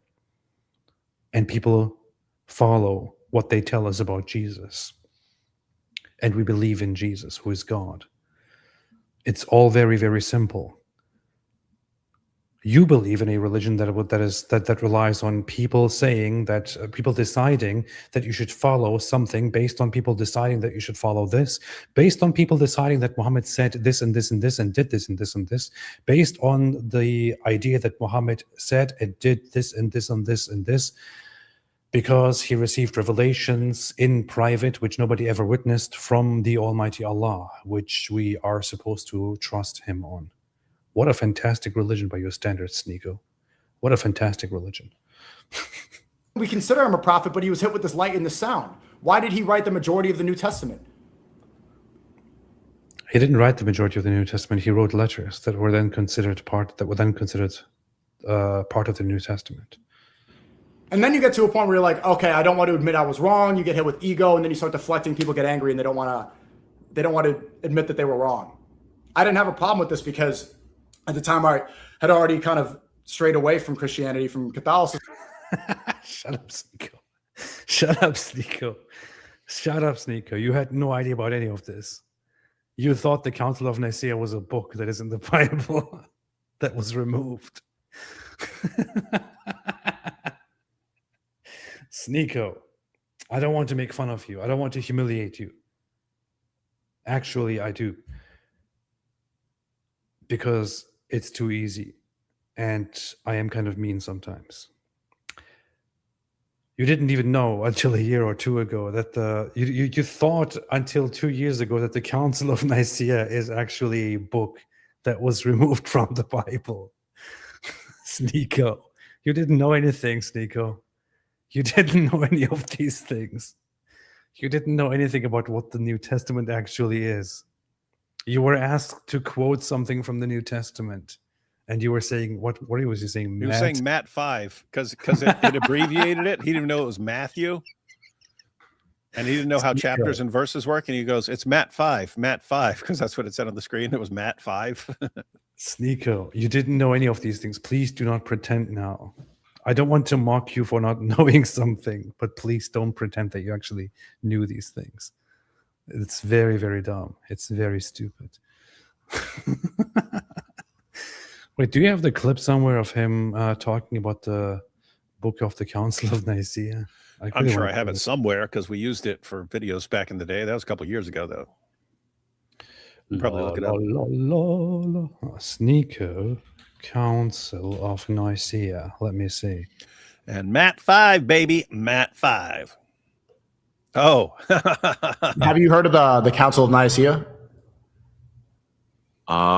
There's been a lot of chapters that have been removed, and the Bible's been tampered and manipulated with a lot over the years. Well, they did remove the Council of Nicaea from the original Bible. A lot of people haven't read those parts of the Bible. Yep. Council of Nicaea. What are you're saying? There's a chapter. There's a book called the Council of Nicaea. Yeah. There's not no book called the Council of Nicaea. It's not a whole book, but it's. Let's see. That was powerful, man. SNEAKO. SNEAKO. Yep. SNEAKO, Dawa guys saw him and they said, "Oh, what a beautiful mark here, man. This guy's really, really gullible and stupid." This is you, SNEAKO. Nobody believes that you actually understood the Christianity and then therefore left. Nobody actually believes this, SNEAKO. You thought the Council of Nicaea is a book that has been removed from the Bible, SNEAKO. SNEAKO, don't pretend, please, SNEAKO. SNEAKO, don't. Because it didn't make sense.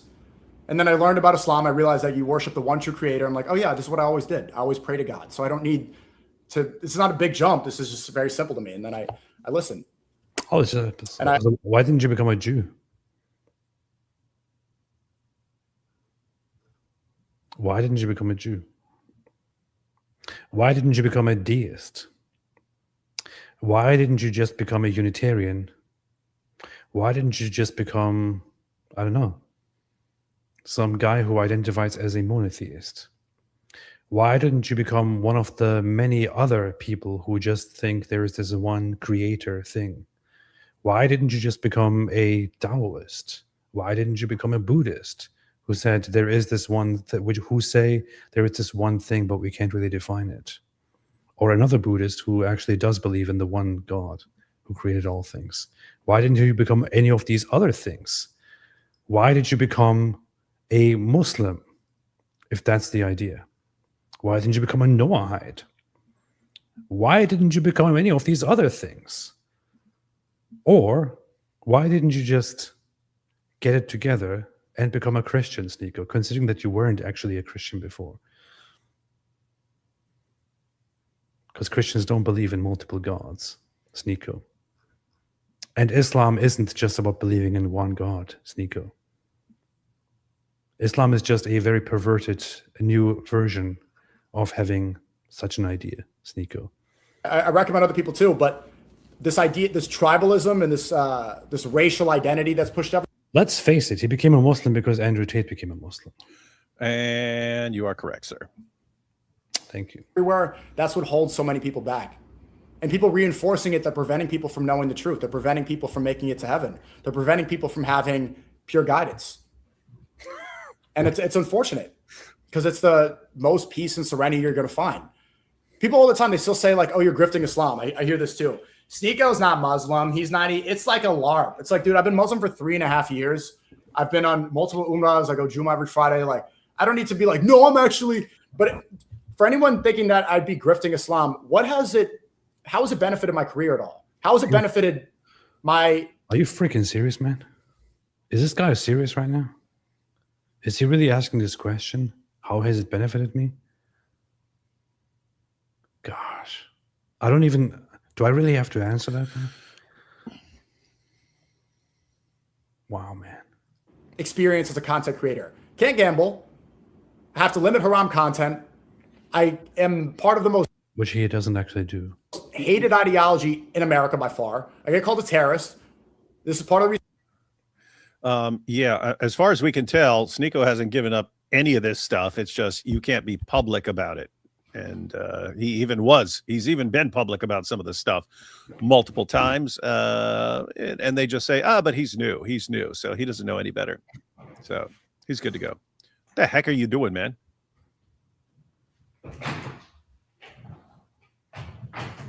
I'd love to talk to you guys in the chat, but I'm legitimately interested in what made him just stand up randomly and start.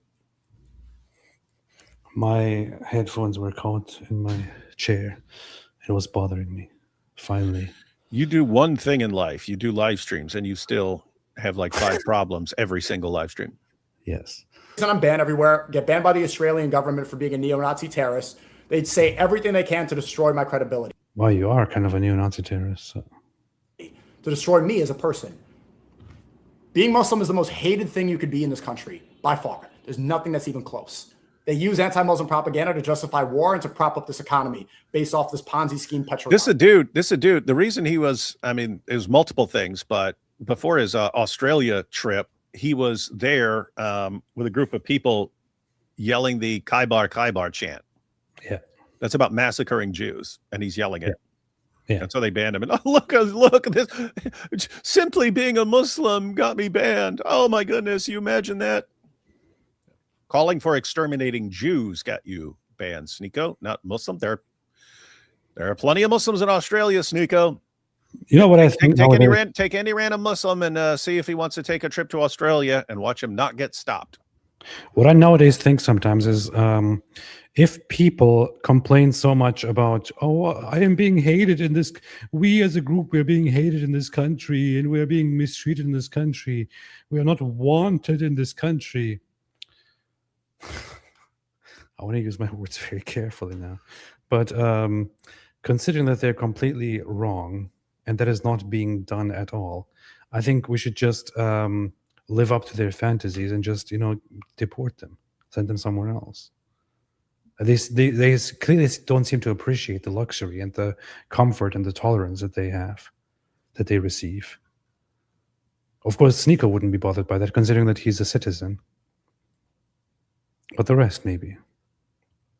Or maybe he can be helped too with taking away his citizenship and sending him with them all. Why not? They clearly don't appreciate the hospitality, so kick them out. It hasn't benefited me. It's benefited me in terms... If I invited people into my home and hosted them and treated them so well and gave them everything, maybe I shouldn't be doing this. However, this is what I would do. If I invited people into my home and hosted them and gave them everything and treated them so well, gave them exactly what I get, treated them like they own the house, but in the end, they still kept insulting me and complaining that they're being mistreated by me, and they tried to contest the ownership of it, I would say, pack your bags, leave, and do not ever come back. If you're not out by the end of the day, I will forcibly remove you. That's how I would act. And I would probably do the same if I was in charge of a country.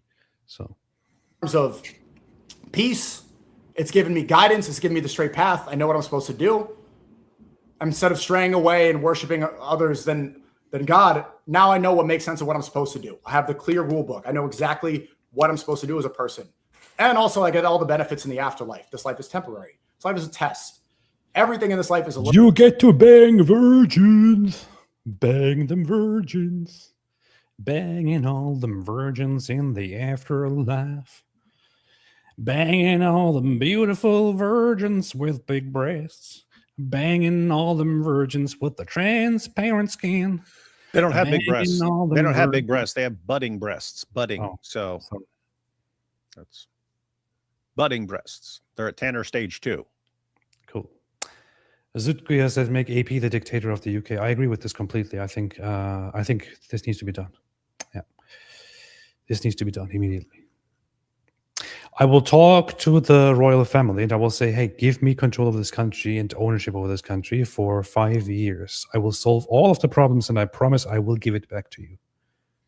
Yep. As long as you promise to give power back and not Yeah. to wipe out anyone who challenges you after 5 years, then you're good. Just I mean, make after that 5 promise. years, I promise that I will give control of the country back unless extreme circumstances demand otherwise.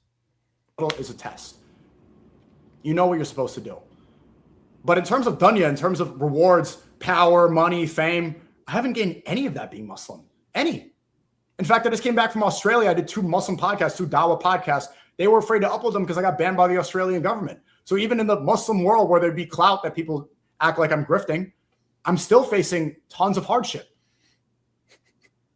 There's been no benefit. AP, wasn't he getting banned for stuff before he was a Muslim? Like when he would say to a feminist that they need to be raped and stuff, and that's what actually got him kicked off YouTube? Yeah, he was banned permanently from YouTube because he said that this girl who was criticizing him just needs to be brutally raped. And so that got him kicked off of YouTube. He's been begging for his YouTube channel back, so now he's under a fake one. That's not officially him, but it's obviously him. But I mean, think about this. It's, oh, look, what has converting to Islam done for me? I keep, doing stuff like talking about massacring Jews and stuff, and it's causing me problems. Whereas before I didn't have these you were getting kicked off social media long before that, dude.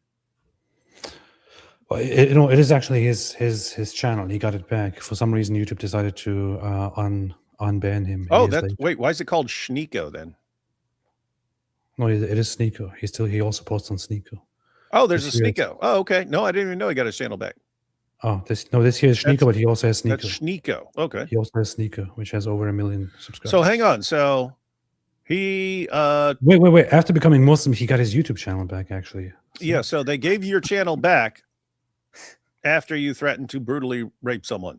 Yeah. And were banned for it. Okay, yeah, you poor persecuted guy. Poor persecuted. Dunya benefit, but all the benefit in the afterlife and all the. Why is he saying dunya? Dunya means world. Dunya refers to worldly things. It just means world. Why can't he just say worldly? I thought Islam doesn't care about following a nation or skin color or whatever it is. Why is he speaking Arabic out of nowhere? Clarity that I need, all the mental benefit, the peace, and also what's most important is the connection to God. Is that prayer? Before that, you don't have it. These other people, I really feel bad because they don't know what it's like to have that serenity, to have that calmness, to have truth. to connect with the Creator, to put your head to the floor on this carpet 5 times a day. They don't know what it's like What's to pray. up, big dog? I am a recent revert. When do I get a 6-year-old wife? Guys still seething. How does that stuff just randomly pop up while he's? How does this even work?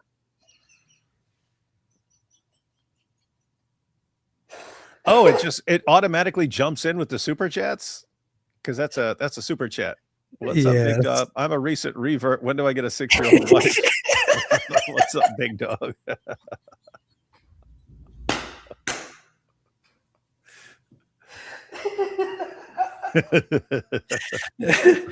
Oh my god. It's funny that he says I'm a recent revert.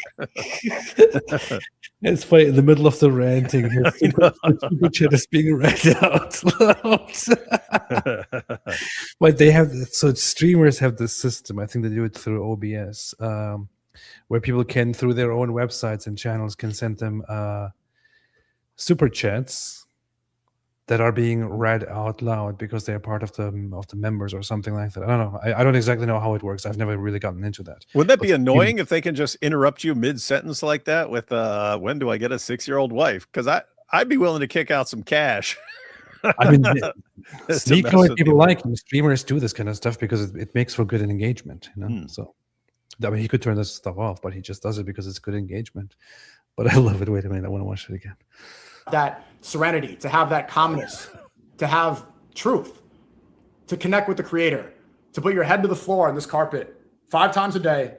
They don't know what it's like What's to pray. up, big dog? I am a recent revert. When do I get a 6-year-old wife? Guys still see them. They don't know what it's like to put your head to the floor. And Hey, answer the question, man. How you not gonna answer the man's question? What's wrong with this dude, man?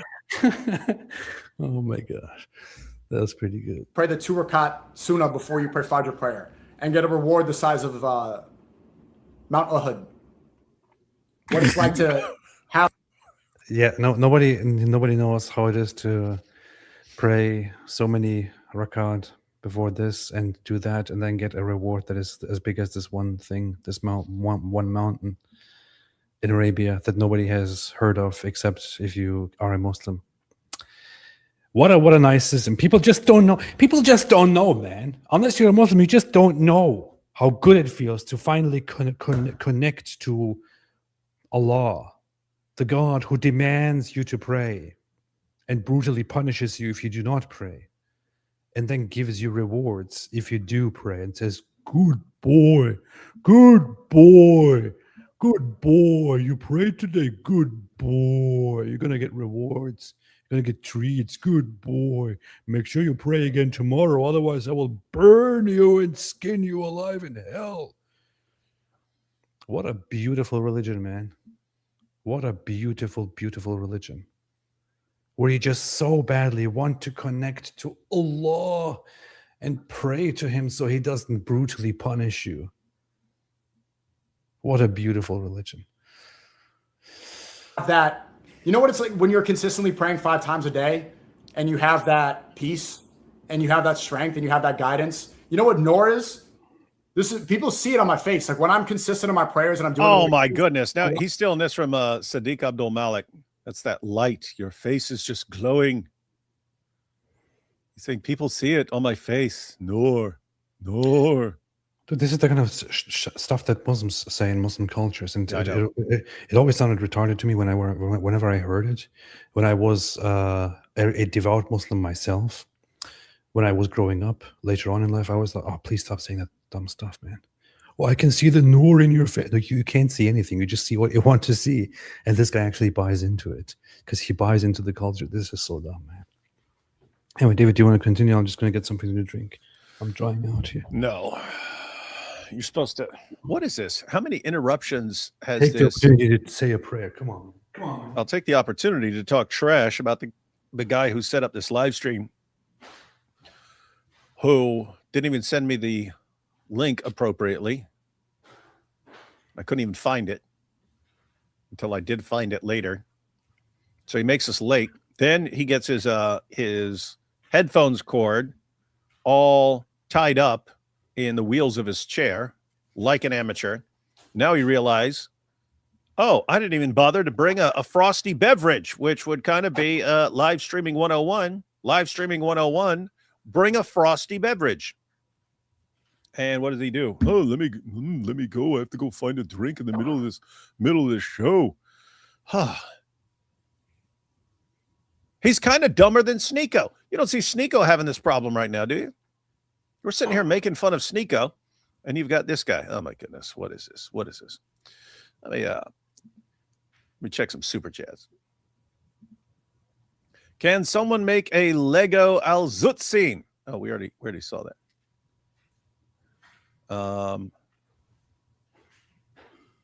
Hey.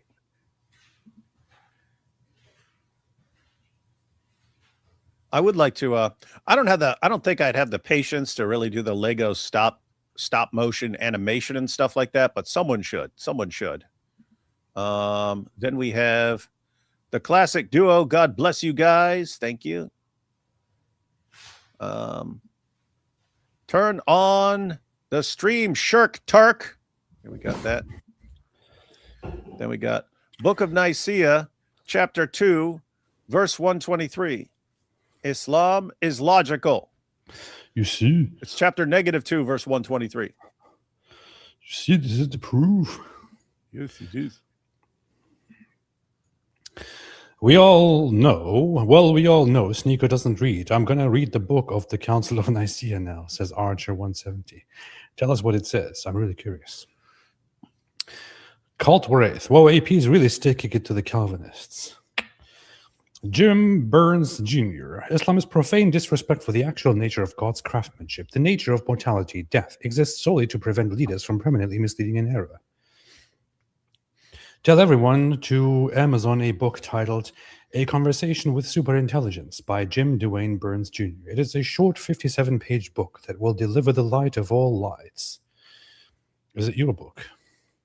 The original light of God. Yeah, I mean, look, it's him advertising his book.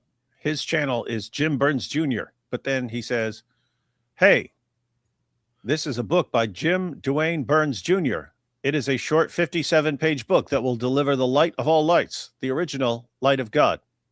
Hey, dude, I want to say quickly, I've recently encountered this channel. I think everyone should subscribe to it. It's called Apostate Prophet. Apostate Prophet. If you search on YouTube, Apostate Prophet, everyone should go there, subscribe. You say there's a channel. There's a channel, you say? Yeah. Is it good? Yeah. It's very, very good. Everyone should. Do you vouch for this person's channel? I do. 100%. And also, if you're watching the live streams of this channel, you should be liking the live streams. Like it. GV says, Allah sounds retarded and wasteful. That's terrible. It's very, very mean to Allah. A wise man, whoever thinks SNEAKO's conversion to Islam is genuine is a moron. He's an anti-Semite. He looked into large communities which openly hate Jews under the guise of a religion. Continued in replies. Stephen White says, go to where you would give the video a thumbs up. At the bottom right under comments, you will find the video I posted. Is that SNEAKO? That's a very good question. Sam Shimun's Hungry Cat says, Allah, what image should I create Adam? I know. I'll create Adam in the image of Adam. Oh Allah, you Einstein, you. Cult Wraith says, don't knock fermented cat urine till you try it. Speedrunner says, weird how Uthman get as much hate from Muslims as compared to Aisha and Ali.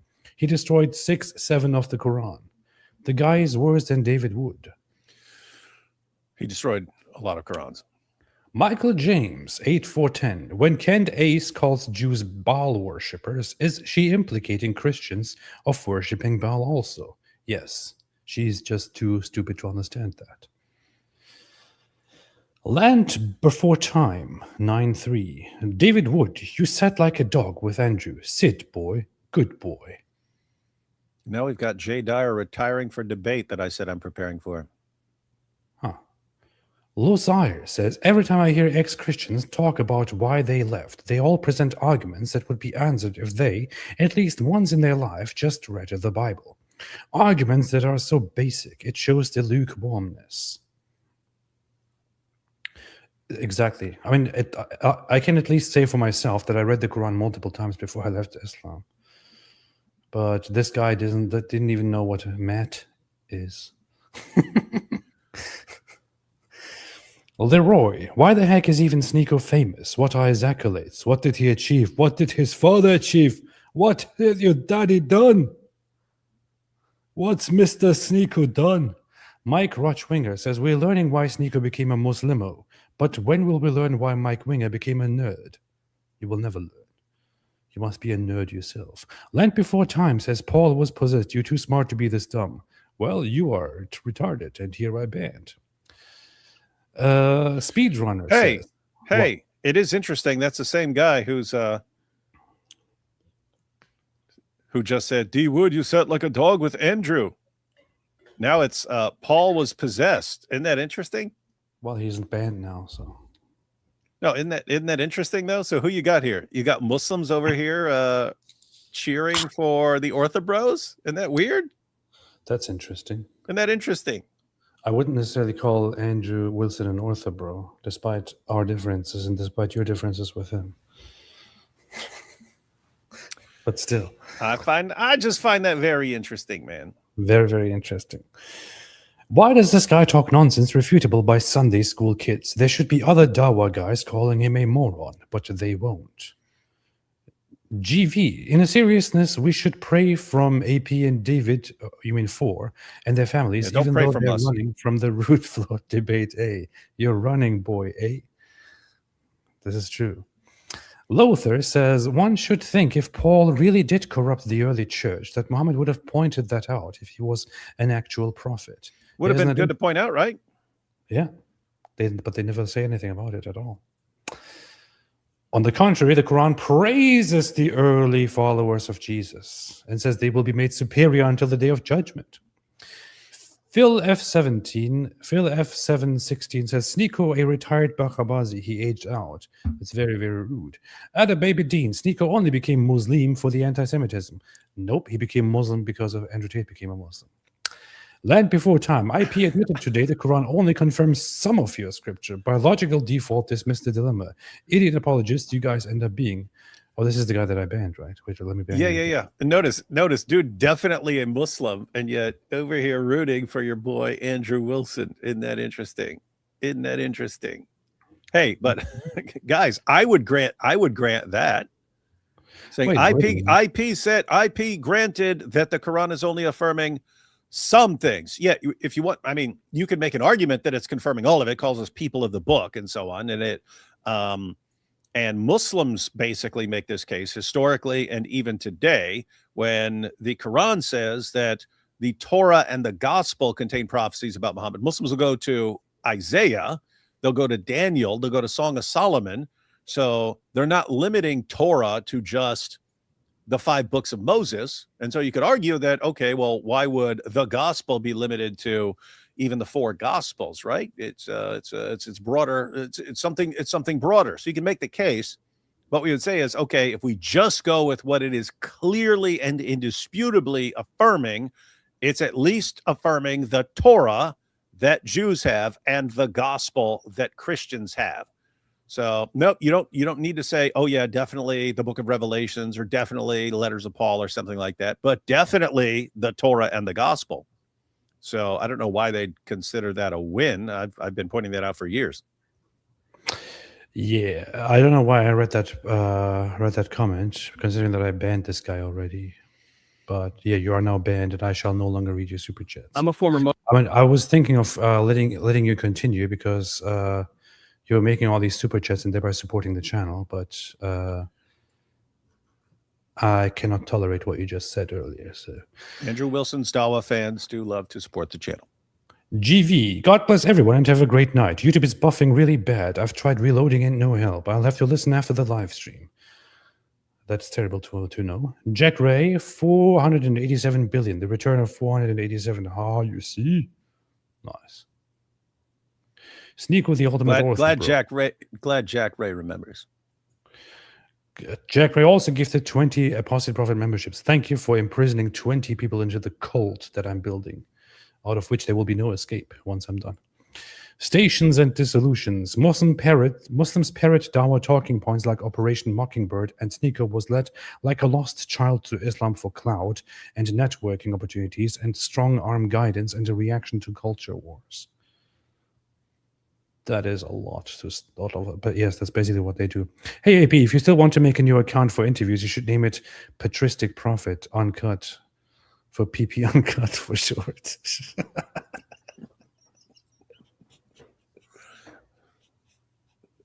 What's wrong with you? Thank you for the brilliant idea, Space Cadet FM. It would be a funny channel name, man. It's orthodox terminology, patristic and uncut. So that combined with those words makes it funny. You guys should stream with Diddy when he's out. We will. Diddy is a good friend of mine, so we'll definitely do that. David Texel, you guys should react to Jonathan Pajot's second earliest video and Gavin Oatland's response regarding salvation outside the Eastern Orthodox Church. Or is that arc over? It's not over at all, actually. You got Jay Dyer trying to destroy the ark, but he will not succeed.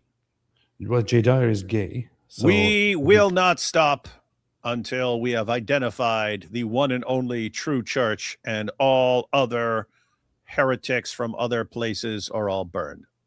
Jay Dyer is gay. We're supposed to have a conversation with Jonathan, actually, soon. We need to finalize that, inshallah. But we could also review stuff. Yeah, that's the thing. There's trillions of videos out there. People can join us live, or we can watch their videos. You see. Matt 5, okay, perfect. Deport, go away, Momo, says Stations and Dissolutions. This is very, very rude. I love it. Speedrunner, Nordine would love that super chat. Oh, that would be a nightmare. Gosh, that would be why I would never be able to use that. Nordine would be interrupting every 2 seconds. What about demons? What about demons? What about Yajuj and Majuj? Sam Tanasa, I have a art orb in my suit. Help me. Scorpion, David, I know the stream has a topic, but why aren't you talking about pink 3-legged communist space aliens? Are they mind controlling you? Yes. There you go. Cult Wraith, Revelation is the one book we have given to Jesus by God. Muslims should love it. That's why they think the Injil is. That's what they think the Injil is. What do you say about this, David? Okay. Wait a minute. I just found a video that is a Russian translation. Of what? Russian of what? Of my speech as speaker's corner. Hang on. Должны осознать, и думаю, они... Hey, look at this. Осознают, что ислам уже очень-очень давно является тьмой. Ислам — это тьма, которая I can still hear you, man. вокруг тебя. It would have been funny if they because you can use AI to actually make it look like you're saying it and stuff nowadays. That would have been even funnier, but that's pretty cool. Zing lang zing zling love zing black and zing say das vidanya.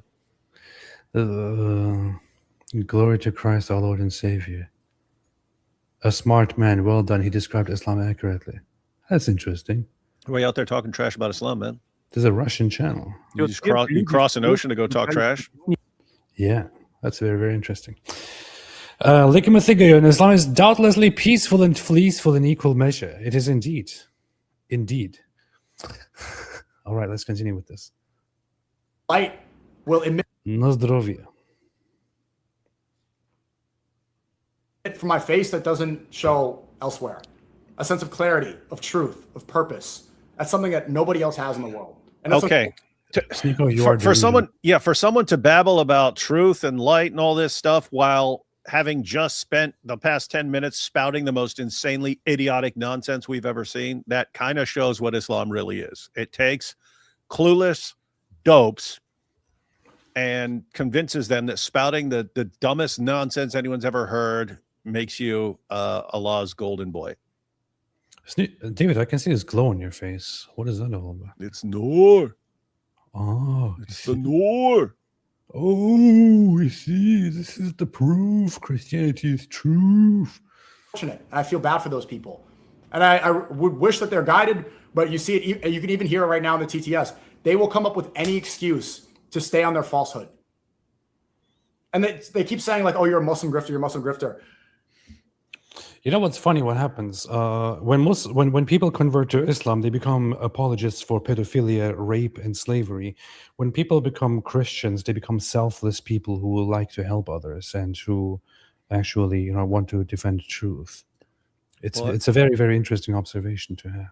But AP, once you start defending Islam and you start defending child marriage and banging little kids, all of a sudden your face lights up because you're a pervert and you get really happy that now you can promote banging kids and your face is lit up, and we call that nur. That's when Allah lights up your face with joy because you know you'll get to bang little kids. You see, this is the nur. This is the nur. The nur. I'm exploding. Look at the nur. Nordine.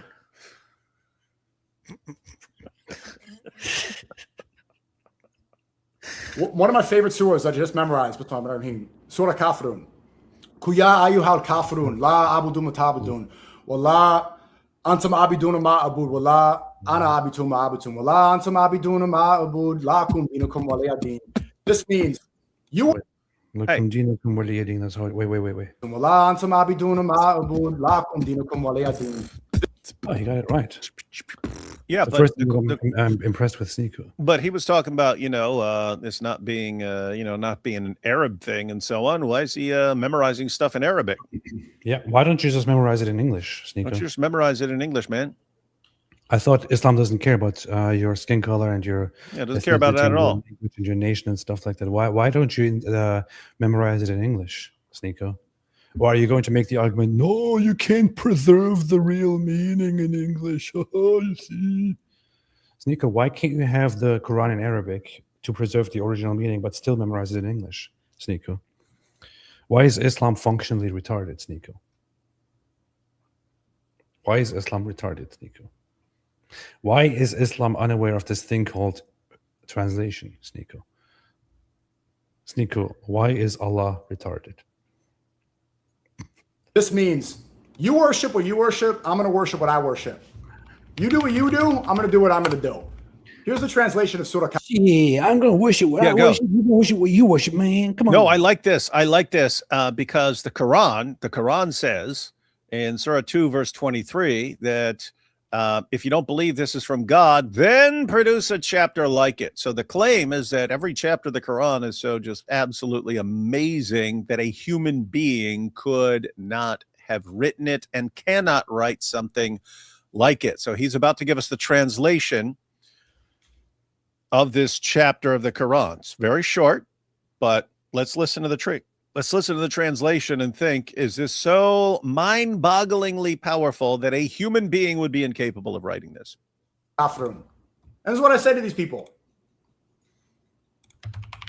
It's a beautiful surah. One of my favorites. You have made me a born Muslim who was straying a better Muslim. No grift at all. Thank you. But that's all they have is just these that's all they have, because this is why I have faced so much betrayal in the red pill space. You guys have seen it over the years if you've been watching my stream. These red pill people either worship money. Look at Tatism. You need to seek wealth in this. Apostle Paul don't prove that Christianity is false. The hadiths weren't written by Muhammad. Okay, but there's also debate about this, about hadith, and you follow Quran Sunnah. Quran is the most important. It's written by Allah. I did not just talk about Paul, also just the simple fact that you worship the one true creator. If you don't want to believe the Paul thing, that's fine. Notice how the question was, why are you a Muslim? Yeah, dude, just believing in one creator, that would be called monotheism. That is not Islam. Islam is a package deal. Islam says that the only way you can actually follow the one God is by mindlessly obeying everything said or done by an illiterate 7th century Arabian caravan robber who banged a 9-year-old girl. Okay. Don't act like, oh, so if I reject Paul, I'm just a monotheist and therefore Islam. Islam is a package deal. It comes with a big package. Not like the big packages Muhammad got, but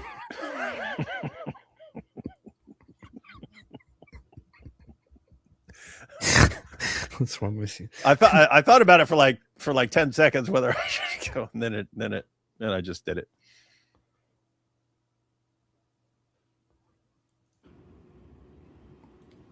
But Surah Kafirun. And thank you. Yeah, again, about the red pill. And this goes into Surah Kafirun. The reason that I face so much betrayal is the same reason you see these people see it in the chat. Wait, what?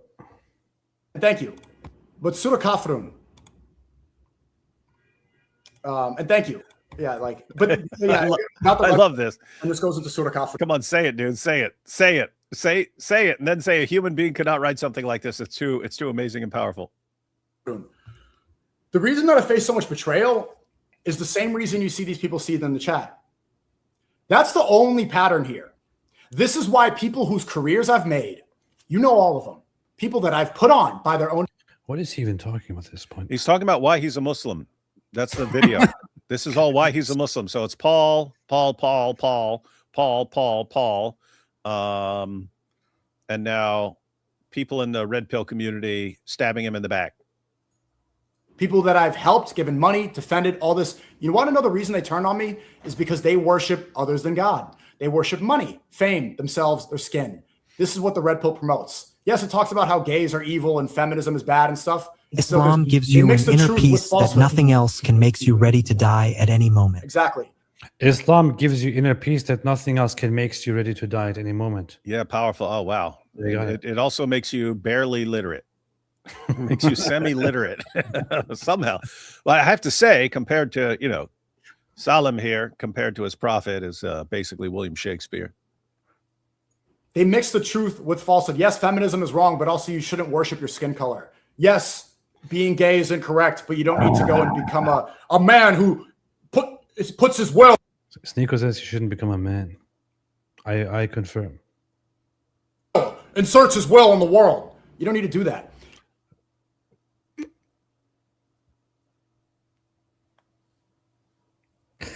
I just thought about something very bad that normally you would think of, so I don't want to say it. Let's just continue. I only think of good things. Turned on me because Islam is the truth and it destroys their religion. Tateism, skin worship, red pill, Tate is a Muslim. networking. Tateism? Tateism. Tate is a Muslim. And the reason SNEAKO converted. I want to be like Tate. And now, Tate, I am attacking Tate. Why is everyone attacking me now? Dude. And the Prophet Muhammad, he was surrounded by those who wanted to insert their will into him. You couldn't resist, could you? I was thinking 30 men inserted their will into him. Then he had the wills of 30 men. They can't keep believing in their nonsense while somebody else in the space is telling the truth. That you don't worship any of this. You worship God. Not your rented car, not your botted Instagram followers, not your skin, and not your bank account. It's all fraudulent. Worship God and God alone. That's why they get so angry. Therefore, you need to become a submitter to Muhammad's will. Logically, obviously. That's the only reason. And you notice every time they turn their backs, when they backstab me and say the same things that they all say, it's always, it sounds. What is this stuff, man? I remember talking like this when I was in high school. Not even in high school. This is beyond stupid, man. When I was like in 7th or 6th, 5th grade. I remember the girls talking about stuff like this when I was in 5th grade. You're talking behind my back. You're backstabbing me. You're backstabbing me. And then it's SNEAKO, this is the real reason a lot of people become Muslim. I mean, let's say one of the reasons, this is a powerful force at work in people's minds.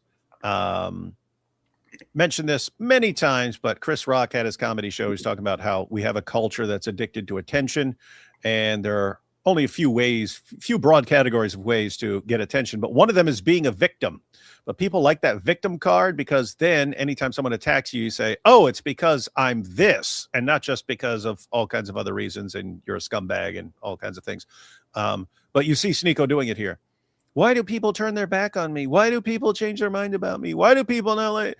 It's because I'm such a devout Muslim. and it's driving them crazy. That's why they don't like me. Come on, dude. Why are they backstabbing me? I'm a victim here. I'm a victim. Everyone's backstabbing me because I'm just because I say there's only one God worthy of worship. They want to go behind me like I'm Muhammad on the night of Al-Zut, but I'm not. Exactly the same. It's the seething that I have exposed their falsehood, and they can't admit it. Their egos are very big, especially in the consecrator space. They can't admit they were wrong. Who has SNEAKO exposed? Like, Then- who's like, oh no, SNEAKO exposed me with his powerful dawah. There are 30 of them, and their egos are very big, and they get behind my back. Yeah, and they insert their egos. And they insert their will. What's wrong with you, man? You're sick. About us is like, has he made any piece of content? Name one thing he's ever said, bro. Right? Go. Think of that guy who AB said his breath stinks. Like, I shouldn't even be speaking about it anymore. Like, nobody watches this stuff. He's just like a soundboard for Myron. But I'm making this analogy to point out something. Like, name something he's ever said. Go. What is he talking about at this point, man? Jack Ray, is it Allah lighting up Muslims' faces with Nur or Al-Zut and something else? It is Al-Zut and AI Zut. Ligibethigayon says, SNEAKO's recitation of that sheep-lusting gibberish has made me yearn to join this Sheep lusting gibberish. Aussie Ape says, don't mock Nordine, it proves you have a demon. That is true. I just asked Nordine. Nordine. Goken, did the Zut leave Nur, however it's spelled, on Muhammad's face? Alhamdulillah. That's very, very messed up. Muhammad was glowing that night. I can't believe you would type something like this on this channel. Shame on you.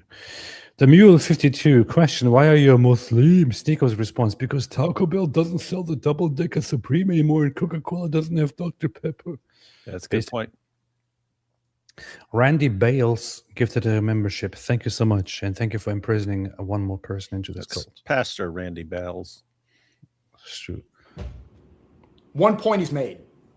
There's nothing. What is he talking about? Since he asked me to do a fight, this idiot, like, dude, he asked me to fight. I said yes, and he ran away scared because he knows he would get destroyed. I would beat him up easily.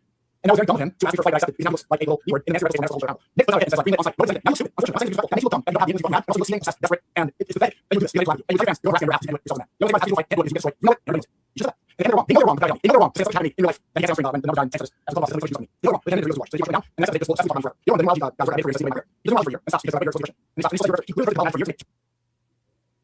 Yeah, it's coming from that. It's next. Oh, that's interesting. That's sad. And then he's talking about making the being found in the now he's talking about lying for that's just lazy. It's bullshit. Instead of being wrong, all you do is being that's it. And so you're saying talk for. I'm not saying it's wrong. I'm trying to show you how to here. They go wrong down. They can't. So continue to try to justify morals. So I say it's confident.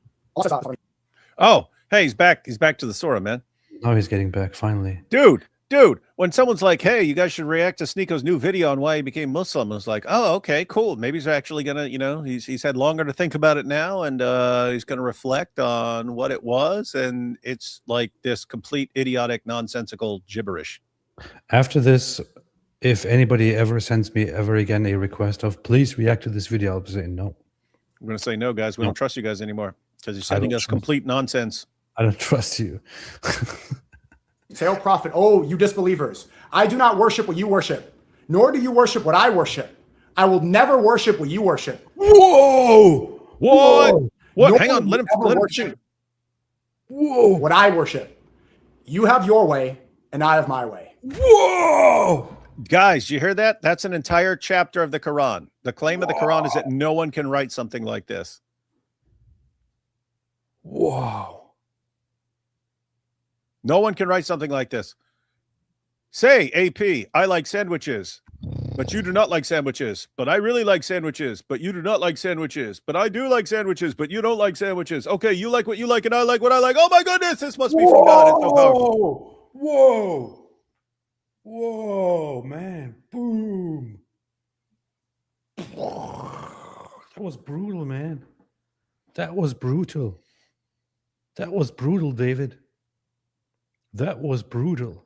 I will call you Allah from now on. That was brutal, man. Wow.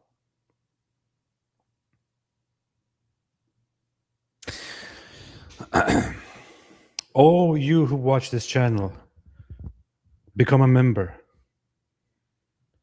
Always remember, even if you have a smaller member, if you do not want to become a member, you should become a member. Your membership to you, my membership to me. And if you don't like it, you will be dismembered. I have to say, that's better than what Allah came up with, man. Yeah, definitely. Anyway. Worship what you want to worship. This is why the surah is so powerful, because the Muslims who are on deen, who pray, we know how powerful prayer is. Every Muslim will tell you the clarity you get, Yes. the routine, consistency. We peace, pray for serenity. victory over the Jews, and you see how we're destroying them. Whenever I get on my knees and bow down and stretch out my butt, and then ask Allah for forgiveness and for the destruction of the Christians and Jews, I feel so much at peace. Allahu Akbar. It makes me want to blow up and bang virgins. Allahu Akbar. It's so beautiful. The straight path you get from 5 daily prayers. It's unlike anything else in the world. It's better than anything. Having that connection to Allah is better than anything. Dude, he's not actually saying anything at this point. He just keep saying the same stupid thing over and over again. Listen, to be very, very serious for a second here, although I'm always serious, I was a Muslim myself. Were you? At some point, I was extremely devout. And I will tell you that at some point, I felt very, very much at peace. I felt that I was... This is the funny thing. I felt that I was in complete and full obedience. And being in complete obedience to Allah made me happy and brought me peace. Although I was also constantly in anxiety about not being able to properly be obedient to Allah, about missing my prayers, about missing my obligations.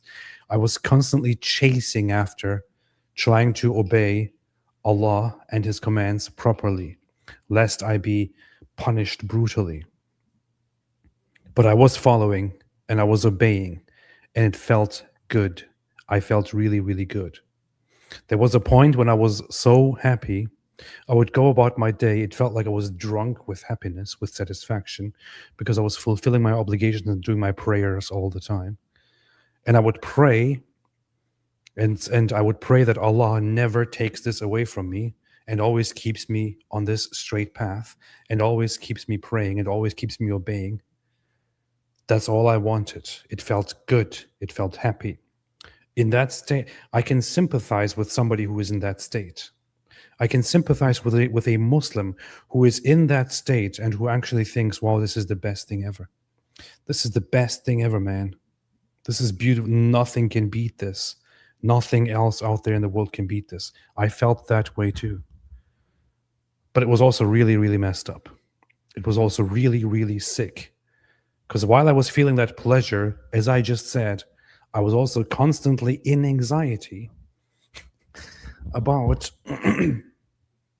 continuing this. I was terrified of not being able to continue it. I was terrified that I couldn't fulfill my prayers, my obligations properly. I was terrified that Allah would punish me brutally if I go astray, if I don't fulfill my obligations properly.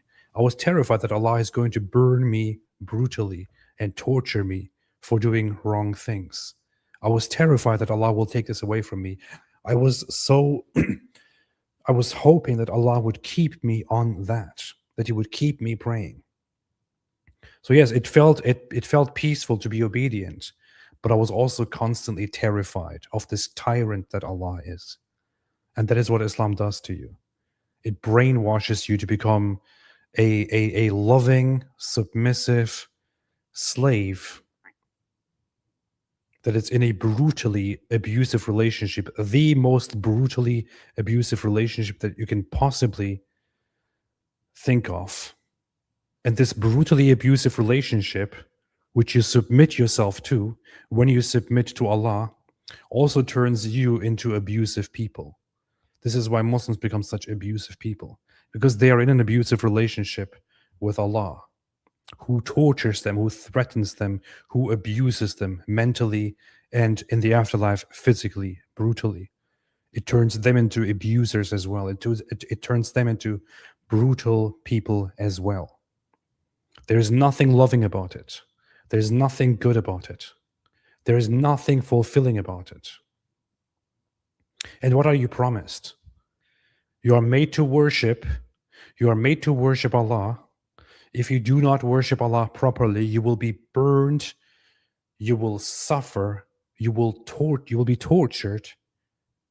There will be no end to your suffering. Even if you die as a Muslim, you will probably go through years, decades, hundreds of years of suffering before you may enter heaven. That is basically the relationship. That is the relationship. That is what it is. That is what Islam is all about. It is Muhammad's sick system. Muhammad's very, very sick system that he created in his head in the 7th century. This sick, messed up, abusive man created this system in his head that he called Islam. That is what Islam is. Islam is submission to that absolutely sick and messed up fake creator, Allah, who is completely based on 7th century insanity. And it has no connection at all, in truth, to the Bible, to the God of the Bible, to what Christianity teaches, to what Jesus told us, to what the prophets have spoken, to what the prophets have said. No connection to any of this at all. No connection to the loving God who loves you. No connection to the loving God who creates you in beauty in his own image. No connection to the loving God who wants you to believe in him and who gives you life. No connection to that at all. This God is a product of 7th century insanity who creates a world of torture where he creates beings just to torture them for fun and games. That's it. Any kind of satisfaction or peace that you feel worshipping that sick, insane thing is just another insanity. There's nothing good about it. Free yourself from that delusion. Free yourself from the sickness. Free yourself from the stupidity. Free yourself from the abuse. Free yourself from lies, from 7th century nonsense. Don't be an idiot. Don't be an abused victim who is happy with his tyrant God, with his abuser. Don't buy into the pedophile rapist Muhammad who forcibly converted people. Open your mind to something real. Leave Islam behind. It is stupidity. It makes people stupid. Don't be dumb. Don't be a Muslim. Thank you. David, what's up, man? What's up? Anyway, Ligameth says he sounds smarter somehow when you speed him up. This is true. Yeah, I saw that. I noticed that too. Remember to pray for PayPal. What? What's happening? What is this joke about? I don't get it. That's a Sam Shamoon joke. He keeps saying, and pray for PayPal, pray for PayPal. He means for him on PayPal. What? SRB. SRB. SNEAKO, worship what you want to worship me. Okay, I'll worship Jesus. SNEAKO, no, not like that.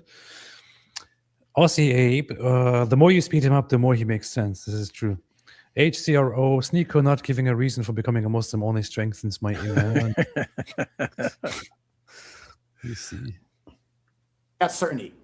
And so these other people, we see them dance around and try to cope with whatever they come up with, and you're just like, you feel bad for them, wallahi. Because you know.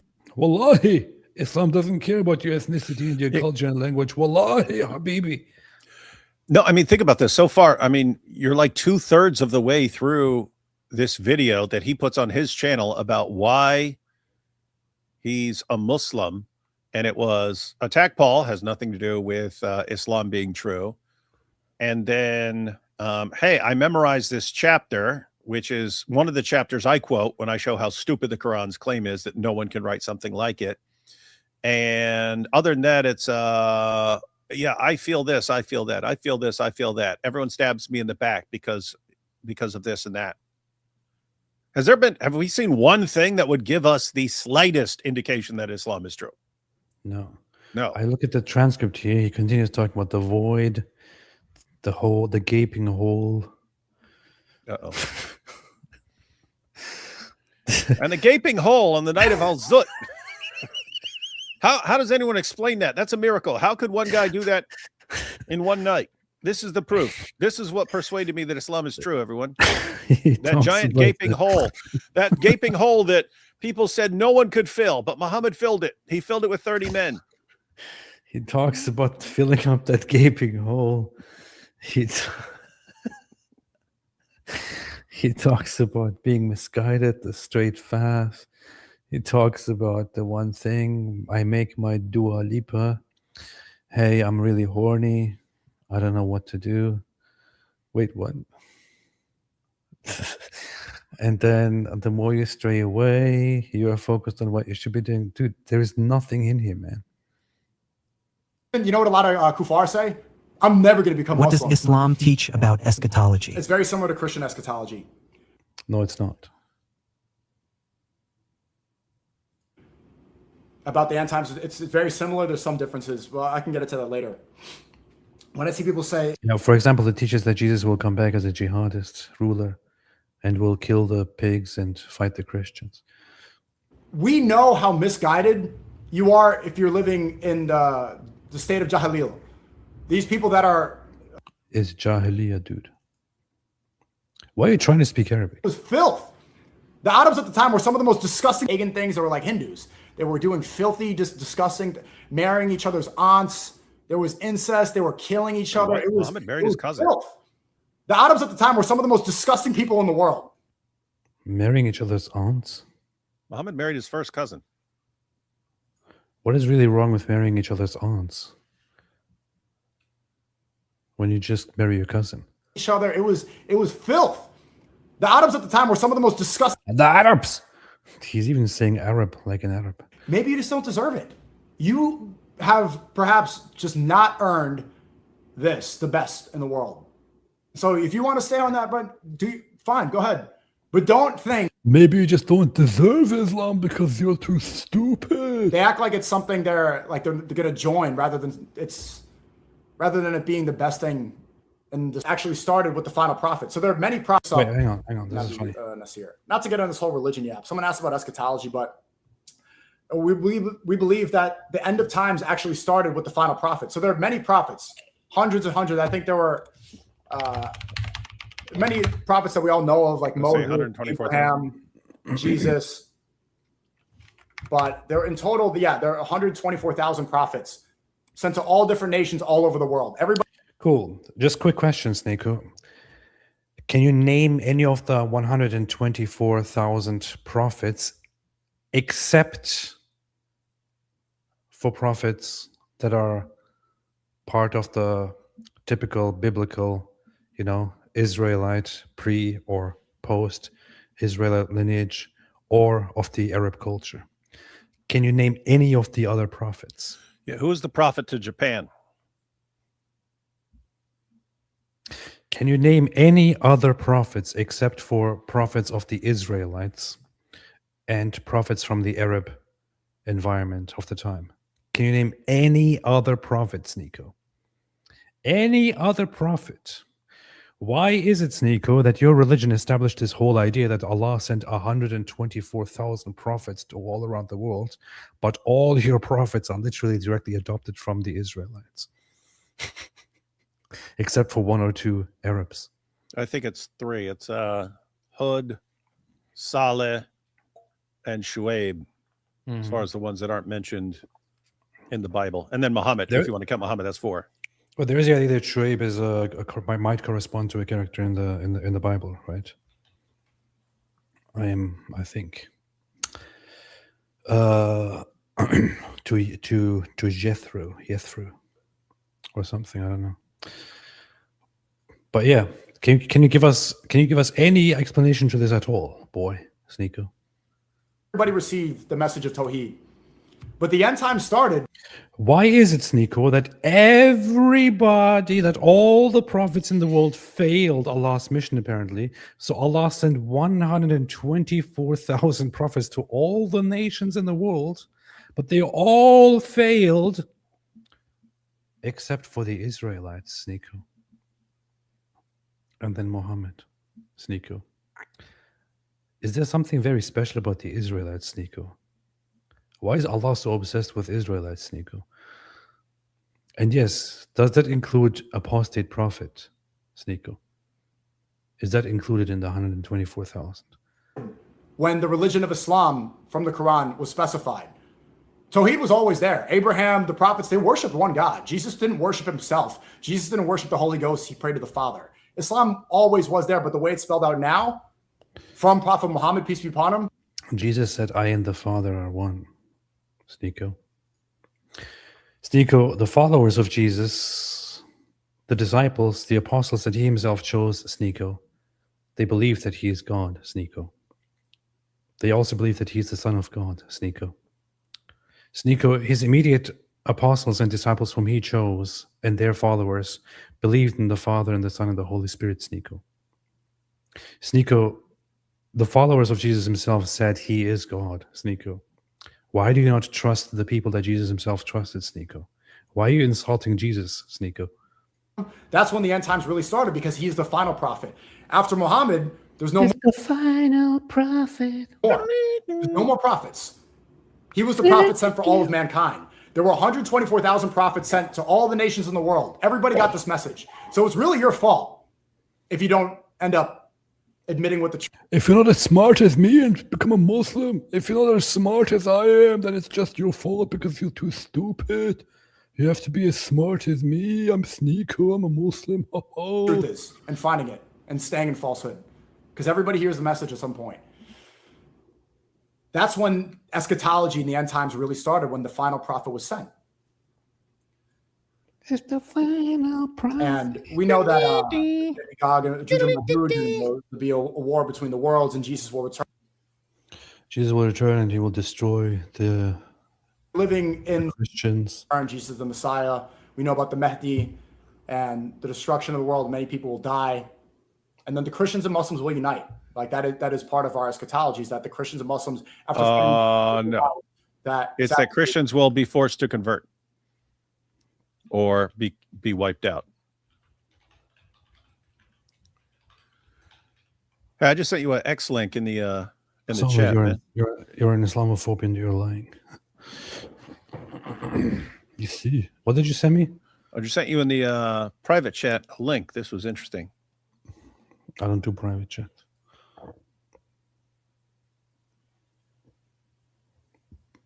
Where is it? I don't see anything here, man. What did you send me? It's in studio chat, man. There's a link that says private chat.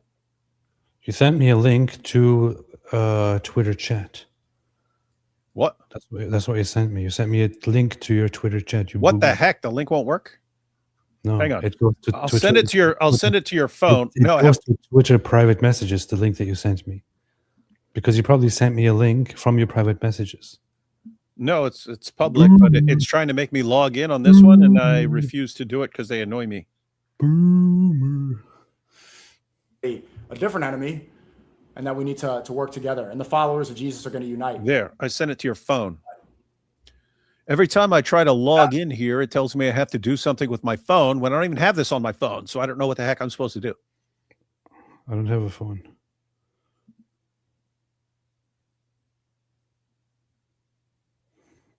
Dude, this is what I'm telling you. The link that you sent me says chat in the link. You just sent me a link to a chat. What? You sent me a link to a chat. Dude, you're annoying me. Oh, okay. Yeah, someone did send me that. Okay, hang on. Boomer. Oh, never mind. Hey, no. This is a screenshot of everything. Oh, okay. Okay, well, how do I even go to this? Are we back? Hello? Hello? Hello? Hello? Are we here? What a stupid clip. Who clipped this, man?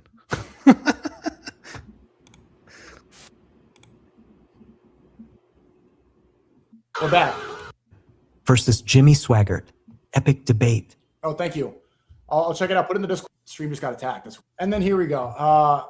Autistic Clip says, you've been bashing Christians all stream. Is this the real Autistic Clip? Are you serious, bro?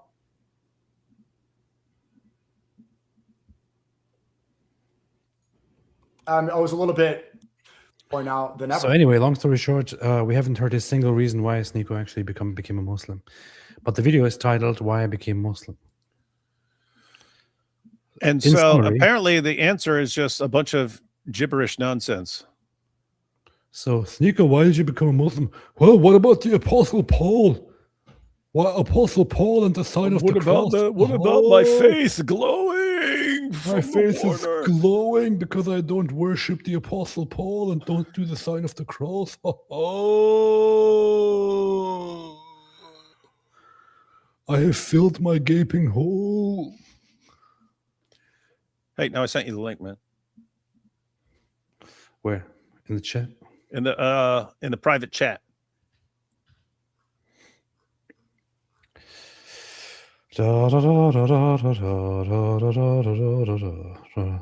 Let's see. Look at that. SNEAKO's top clipper recently posted his account analytics, and it confirms the majority of his audience are brown third worlders. Yeah, look, that's what I mean. Look where his views come from. It's Pakistan. Sheesh, Pakistan, India, Bangladesh, Indonesia, and Saudi Arabia. Indians, calm down. This is not an insult against you, only against your country. This is funny. This is SNEAKO's audience, guys. This is SNEAKO's audience. This is people who watch SNEAKO's clips. This is who watches SNEAKO's clips. No, by the way, that's interesting, right? Because he's saying, what have I gotten out of Islam? What if I get, well, vast majority of your audience is a bunch of Muslims in other countries watching you. Terrible, terrible, terrible. Anyway, or very, very predictable. Let's see. Cause Meranaut says, have you guys seen Rob Opinion on YouTube? He does funny videos on Islam. Yes, I have seen it. He keeps popping up with his short videos, but I haven't checked many of them out. They're very, very inappropriate. Yeah, his Zoot video is pretty darn inappropriate. Yes. And I don't want to watch inappropriate things. AP the Revenant says, hey, why are you stealing my name? If Islam was for all mankind, it would have been translated for the whole world as soon as it came forward, and it wasn't. Oh, wait, the Bible was. Christianity is for all mankind, SNEAKO, not Islam. That is indeed true. Rocky Gonzalez, you should scold SNEAKO like you did Ali Dawah. You should, David. You should do that. Why are you scolding Ali Dawah but not SNEAKO? Bob Nuggets says, didn't he become a Muslim for two reasons? His lifelong crush Tate became Muslim. And two, he said he liked cuties and only Muslims would accept him. That's a bit of a stretch, but yeah, he did like cuties. All right, David, anything else? Are we going live tomorrow?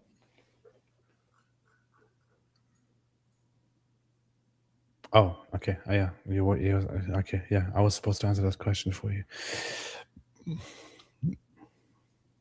Anyway, we'll be live the next few days again, and we'll become more and more active. I just moved. I am now like 10 minutes from David or something. So we'll be working together, inshallah. More and more and more and it's more. It's enchilada. Enchilada. All right. Thanks, everybody, for watching. Anything else? Anything else, David? No. So why did SNEAKO become a Muslim? Said it all.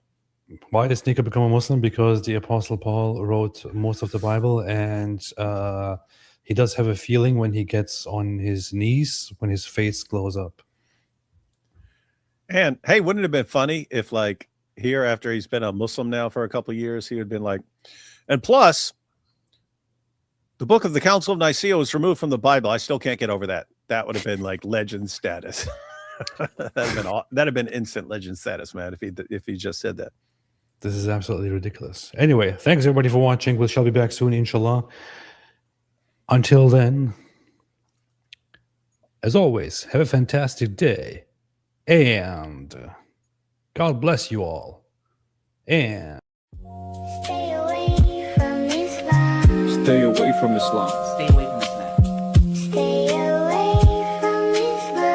Stay away from Islam. Stay away from Islam. Stay away from Islam. Stay away from Islam.